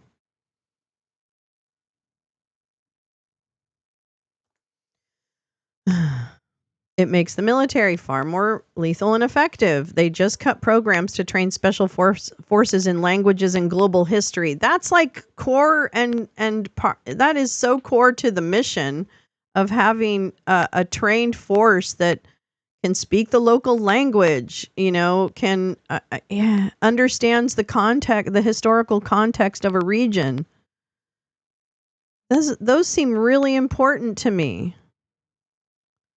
I think people don't understand because we weren't really taught about the civil rights and how white people also gained from their struggle.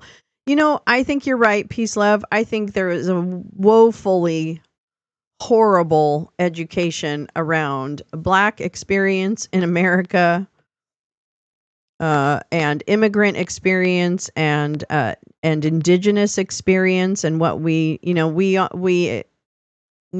acknowledge it on the surface, and I don't think it goes deep enough to understand what it really means. I don't know.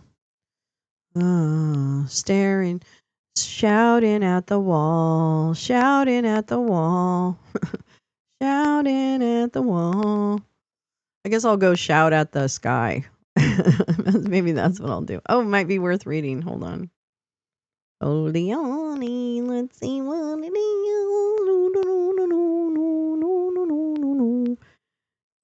Trump made the law enforcement baronial class his best friend. Oh my goodness. Oh my goodness. Jessica Pishko. Oh, Posi Comitatus. I like this. This is a good Substack. Oh, yeah. You know what? I want to read this. I know I said I was going to go, but I'm not going to go. I want to read this. Because we talked about this on the space on Monday, and this EO about law enforcement and the rights of everyone is really important. This EO from Monday about law enforcement, super important. Just, I cannot stress that enough. I should clip up that space we did to see if we can get some information out there to people. Quick to absorb. All right, let's read this. This is Posse Comitatus. It's a Substack by Jessica Pishko. This is from yesterday. Last night, which would have been Monday, Dump issued an executive order unsubtly titled Strengthening and Unleashing America's Law Enforcement. Yes, she did. Law enforcement to pursue criminals and protect innocent citizens. There's a lot to unpack right there, noting the innocent civilians, but I wanted to address some of the substance of the executive order based on what law enforcement lobbying agencies have been demanding since the Biden administration. While it might seem to some people like these EOs are coming out of nowhere, they are in fact derived from pro-law enforcement lobbying demands that were agitating throughout Biden's presidential administration. Very little was written about this during the Biden years, largely because the Democratic Party moved so far to the right on immigration and law and order. Wait, what? Very little was written about this during the Biden years, largely because the Democratic Party moved so far to the right on immigration and law and order. But Trump is proving himself to be the greatest president representing law enforcement baronial class this country has seen. To recap what I mean by law enforcement baronial class with this term, I refer to the bipartisan project to make law enforcement agencies untouchable by any civilian agency, including civilian oversight, civilian budget processes, and democratic elections. Law enforcement are not just soldiers for capitalism or white supremacy, but they are a class unto themselves, so powerful that they are deserving of extra protections and additional benefits a mere mortal will never receive. Scholars Brittany Arceniega and Matthew Guarelia call a similar phenomenon police as super citizens. The project is bipartisan because Democrats and centrists have funded the police and urged reforms that merely allow law enforcement to do more harm, more policing, and more jailing. This including funding civilian oversight, body cameras, equipment, training, consent decrees, and higher salaries. The GOP and Trumpists have actually not sought to fund the police. Trump actually defunded law enforcement during his first term and is focusing only on immigration enforcement 100 days into his second.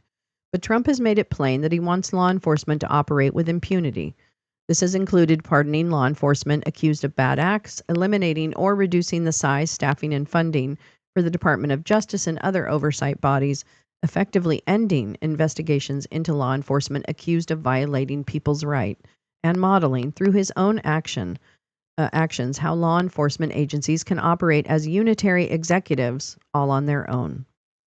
The project is also based on removing civilian involvement and reverting back to a military-like structure and attitude. This is not surprising. Think of the militias who rallied to support law enforcement during the 2020 protests. Their support was based on a perceived alliance between militia members, proto-military organizations, in which members see themselves as engaging in public service, placing them above civilians, and police, a proto-military organization in which the world is divided into super citizens, victims like those innocent citizens, and bad guys like the criminals in the EO. The executive order purports to do a few things. I'm going to cover what I think are the main points, but of course, there are likely others. Number 1, punish civilians who dare to question or rebuke the police through democratic elections, journalism, advocacy, and protest activities. The Dump administration, red light? What's red light? Oh, you're at a red light. Sorry. The Dump administration, in its relentless pursuit of anti-wokeness, seeks not only to end all practices that might pretend to be oversight, including diversifying local police forces. The executive branch also wants to punish anyone who dares to question or even report on how police operate. This is all about the protests of 2020, which not only garnered intense backlash from police, but also triggered enough high-profile Democrats and centrists who use the media, academia, and advocacy to argue that defunding the police was a terrible idea. Yes, that is accurate. Why we back down from not understanding, that just makes me so mad. One of the resistance tactics during the first Dump administration was to use local democracy in order to implement sanctuary city policies. Basically policies that prevented local police from cooperating with ICE. It should be said that those efforts were both insufficient, ineffective, and produced an outsized backlash, but they were also well-intentioned. Sanctuary city policies take various forms, but largely focus on limiting information sharing so that people who are arrested for low-level crimes or who report a crime to police will not be taken into custody because of potential immigration concerns. However, they all excluded serious criminals from their policies, so in reality, they were designed to protect only some immigrants, the good, hardworking immigrants, never all. This was enough of a flaw to make the entire policy plan ineffective because it relied upon law enforcement discretion. Some counties, for example, elected sheriffs who promised not to work with ICE. These policies, however, did not really prevent most deportations. Most available data shows that sheriffs, regardless of political party, cooperated with ICE about the same amount. They did make Tom Homan and other anti-immigrant advocates very angry, so of course this has become a target for the Dump administration. We've already seen that this administration is quite willing to harass and arrest lawyers, judges, and public advocates. It's hardly a stretch to think they will include public officials who argue in favor of sanctuary policies and advocates who argue against police power. Number 2, support bad actors in law enforcement to set an example of the kind of policing welcome in this country. Dump has already made it a habit to pardon law enforcement accused of violence and deception. Now he will just fund their legal battles and make it easier for police to win, which will naturally make it harder for prosecutors to bring cases in the few instances where they brought them at all. This was also part of Project 2025, which railed against progressive prosecutors. The Claremont Institute and the Manhattan Institute have also produced innumerable papers and reports opining that the real problems today are political entities trying to hold bad police accountable. Number 3, require coordination between federal law enforcement agencies, the military, and other parts of the national security apparatus. In other words, create a fusion state in which there is a super police force that all civilians fear to cross. One of the parts of this EO that is the most concerning is its promotion of cooperation between law enforcement agencies on the state, local, and federal level and the military. From the EO. Section 4, using national security assets for law and order. A. Within 90 days of the date of this order, the Attorney General and the Secretary of Defense, in consultation with the Secretary of Homeland Security and the heads of agencies as appropriate, shall increase the provision of excess military and national security assets in local jurisdictions to assist state and local law enforcement. Within 90 days of the date of this order, Section B, the Secretary of Defense, in coordination with the Attorney General, shall determine how military and national security assets, training, non-lethal capabilities, and personnel can most effectively be utilized to prevent crime. Here, I wanted to point to some demands that law enforcement leaders were making during the Biden administration. In December, a group of law enforcement officials testified in front of the House Committee on Homeland Security.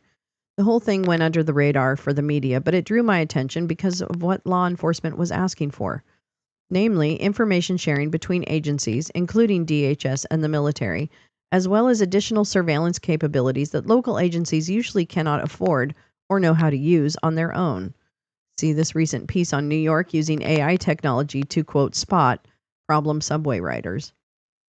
Sheriff Mike Chapman of Loudoun County, Virginia, for example, spoke about the need for local law enforcement to assist federal agencies, including ICE, and asked that the federal government provide more national security-style assistance to local LEOs. He not only urged an all-hands-on-deck approach to Tren de Aragua, he asked specifically for more surveillance and information sharing among agencies. This is from his request. Our request consists of the following. Congress must prioritize our efforts to secure the border, enforce immigration laws, and strengthen information sharing among federal, state, local, and tribal law enforcement. Congress must increase our access to technological investigative tools among law enforcement agencies. For example, facial recognition software, license plate readers, and social media analytical tools are integral to generating investigative leads and preventing crime and acts of terrorism. Number 3, Congress must support and adequately fund federal law enforcement agencies to partner with and aid local law enforcement in solving crime. And 4, finally, all of us involved in enforcing the law and supporting our enforcement of the law must work together in the fight against cartels and illicit drug trafficking and provide enhanced funding for federal, state, and local narcotic enforcement efforts. Only by working together, blah, blah, blah. John Thompson, the president of the National Sheriff's Association, made a similar ask. The demand was not for MRAPs or guns, but for surveillance and information sharing. He asked for funding and resources for local law enforcement, as well as portable high-tech screening devices that use laser technology to identify potentially dangerous substances and lawful access to encrypted communications. While many right-wing organizations are less enamored on NatSec, groups like the Claremont Institute have long advocated for a more aggressive military response against protesters, immigrants, and whoever else is unfavored at the moment, including, as Jeremy Carl wrote, the ability to legally fire where necessary on anyone invading U.S. territory. All of this is terrifying and difficult to fathom. One thing is clear. The bipartisan project to increase jailing, fortify policing, and ramp up surveillance poses, as it always has, and now only more, an immense danger to all of us in this country, even the innocent citizens. That's a very good piece. Very good piece. I want to go back. This. This is Gothamist. MTA wants AI to flag problematic behavior in NYC subways. This is from April 28th. I just want to read this. Well, just stay with me a little longer. Don't leave me. It's a brave new world in New York City subways. MTA Chief Security Officer Michael Kemper said the agency plans to use artificial intelligence technology to detect potential trouble or problematic behavior on our subway platforms. Kemper said he's working with AI companies to deploy software that can analyze real-time footage from subway security cameras and issue automated alerts to the NYPD if someone is acting out irrationally. That's in quotes. He called the technology predictive prevention that can essentially identify subway criminals before they commit crimes. AI is the future, Kemper said during a committee meeting on Monday. We're working with the tech companies literally right now and seeing what's out there right now on the market, what's feasible, what would work in the subway system. MTA spokesperson Aaron Donovan said the agency won't use facial recognition in its beefed up surveillance. Quote, the technology being explored by the MTA is designed to identify behaviors, not people, he wrote in a statement. Okay, all right. Sure, Todd. Acts out rationally. The push is the latest in a sprawling effort by the MTA and Governor Kathy Hochul to address safety concerns among riders following a string of unprovoked attacks in the subway system, including several riders who were shoved onto the tracks in recent years. I guess I would want to see see this. Okay. While NYPD data shows major felonies in the subways are down from pre-pandemic levels this year, the number of assaults reported in the system remains up. Remains up? So is it the same? Is it the same then? Are you saying the data is the same? So there's really not an increased risk? What are you saying? What if you just had more employees? So people weren't alone on the subway. How about that? Yeah, tell us what color the risk is. Are we orange? Are we orange? Are we vermilion? Where are we? On tangerine? Since she took office in 2021, Hochul has called for increased video surveillance in the transit system. Yeah, but honey, somebody has to watch the cameras. I mean, I don't know what that means. The MTA now has security cameras on every subway platform and inside every train car. I always assumed that they did. Kemper said about 40% of the platform cameras are now monitored in real time. Yeah, see, that's the issue, kind of. One time Bobo dropped her phone on the subway and we waited there for 6 hours for someone to come and get the phone. So there's not enough people that work at MTA to respond to anything. I mean, that was a dumb one, and understandably. Using artificial intelligence, a technology notoriously unreliable and biased to monitor our subways and send in police, risks exacerbating these disparities and creating new problems, New York Civil Liberties Union Senior Policy Counsel Justin Harrison wrote in a statement. Living in a sweeping surveillance state shouldn't be the price we pay to be safe. Real public safety comes from investing in our communities, not from omnipresent surveillance. The news of the AI initiative comes with a month after U.S. Transportation Secretary Sean Hold My Beer and my Duffy threatened to withhold federal funding from the MTA if the agency didn't present a plan to reduce crime and homelessness in the subways. Wait, what? Okay, you realize that people who are homeless go to the subway because of weather and things and protection. So maybe address the homeless. Maybe address safe shelter. I don't know. The transit agency later sent the feds a plan, much of which was already public. Yeah, so they just went, yeah, okay, sure, here's our plan. F off. Hi, Carrie. How are you? Before you go, no, I think I won't. Thanks anyway. God, the mess. Thanks. Well, there you go. Yeah, soon we'll have an ethics rating like China, and if we're seen as a risk, I mean, we have to be. Oh, you mean? Oh, yeah, yeah. And I'm remaining open minded to. We watched such a good movie last night. It was the second episode of the Dark Money game. The Dark Money game is I don't know if it's a 2-part thing, or I hope there's more, but anyway, last night was called episode 2, Wealth of the Wicked. And it was an excellent overview of kind of how we got here, but it also was an excellent overview of just it was just a really good, like, collapsed timeline and key players, and just the sheer unmitigated greed of the people who have helped get the Republican Party to the power point that they are now. That's what it was about. And I thought it was, like every movie that tries to do something around that kind of synopsis, I thought this one did a very good job on it. So highly recommend.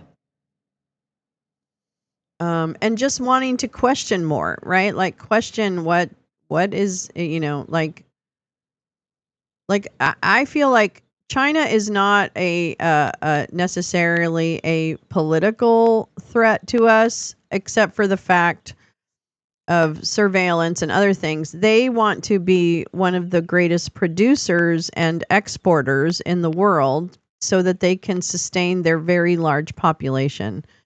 So it is not, I don't think of them as evil for doing, approaching it in that way. I think, greed is evil. And taking advantage of people in order to increase your greed is evil. I'm sorry. I didn't write that rule. That's just part of nature. So, yeah. Anyway, I don't know. I'm just trying to remain really open to things and not, because I feel like I took for granted a lot of things that happened in like the 80s and the 90s and the 2000s and beyond. I took a lot of things for granted and trusted that people really did have a better inclination, but were just frustrated by circumstances. And now I'm feeling like that trust was misplaced, obviously, in many respects. In some not, but in some, yes. I don't know. So I'm just trying to remain a little more open in my mind right now to everything, but looking at it from an impact standpoint. Anyways, blah. Hey, you know what we're doing today? We're doing a special midweek trash heap kind of Discord movie. That's right, movies on the Discord. Panic on the dance floor. Panic at the disco. Movies at the Discord. Yeah, we're going to have a movie today. It's at 2 p.m. Pacific, 5 p.m. Eastern, everything inside, outside of that. On Discord, I'll reshare the details, but I posted it yesterday on Blue Sky, I think. I think I posted it on everything, actually. But that's today. So we're going to watch Conclave. We're going to watch Conclave again, because they're doing a Conclave. And I got the best footage. Oh my God, I got to show you this footage. Hold on. I'm going to make a music video out of this footage. Hold on just a minute. Oops, that's not what I want. You got to see this because it's so great. Oh, shit. It's on my phone. God damn it. Anyway, I'm going to make this music video with the Cardinals walking into the conclave. It's so great. Anyway, stay tuned for that. But please do join us to watch Conclave, which is an excellent movie. Yeah, you're right. You're right, Jim. Everything's going to hurt really bad. There's going to be a lot of pain. Yeah. But yeah, we're going to watch Conclave at 2 p.m. Pacific, 5 p.m. Eastern on Discord, not on YouTube, on Discord. And all the details are in my socials. So please visit. I did not see it either, Max. I thought it was really well written, well acted, beautiful cinematography. So if nothing else, come for the cinematography and stay for the chat. Yeah, there's usually a pretty good chat. It was such a good movie. Oh my God. J Rance, did you see the TikToks I sent you? You got to check the TikToks I sent you. I sent you two, but they're both about the Catholics. But they were so funny. I thought they were so funny. Anyway, all right. I'll see you guys later on the Discord. Yeah. Yeah. I know. They're just silly. Yeah, you mean the part where I don't think you are alone. I think a lot of people had trust in something they shouldn't have. Definitely peace. I think you're right. I think it's just, I said to myself, why were we so asleep? Why are we so asleep at the wheel? Why are we so asleep at the wheel? Anyway. Yeah, Anita, thank you. Oh my gosh, thanks for spending so much time with me this morning. I really appreciate it. You have many choices when it comes to your morning entertainment, and thank you for choosing Lolo. I really appreciate it. I'll see you this afternoon. I'll be back. I don't know about what's going to happen tomorrow. I'll try and put up something because I am going to go out and protest tomorrow. I'm just not sure where and when exactly, and what that does to the morning. So I'll work that out, and I will definitely post if I'm going to be waking and baking and going to a protest, or if I'm just going to go to the protest. But I will put up reminders by the end of tonight. We should have a Pope watch because today is the first conclave, right? I know. Peace, love. I hate it when that happens. I'll be out in my tiny 6K population town. Yes, Max is going to be out there. I think J Rance is planning to be out there. I mean, so many people I've heard of are planning to go out tomorrow, May 1st. Big protest. Check your area. Be safe. Know your surroundings. And take care. Have a great day. I love you guys. Thanks for being there. Thanks for putting up with all my bullshit. I appreciate it. You will be out there. Boom. Boom, baby. Yeah, I'll be out there too. All right.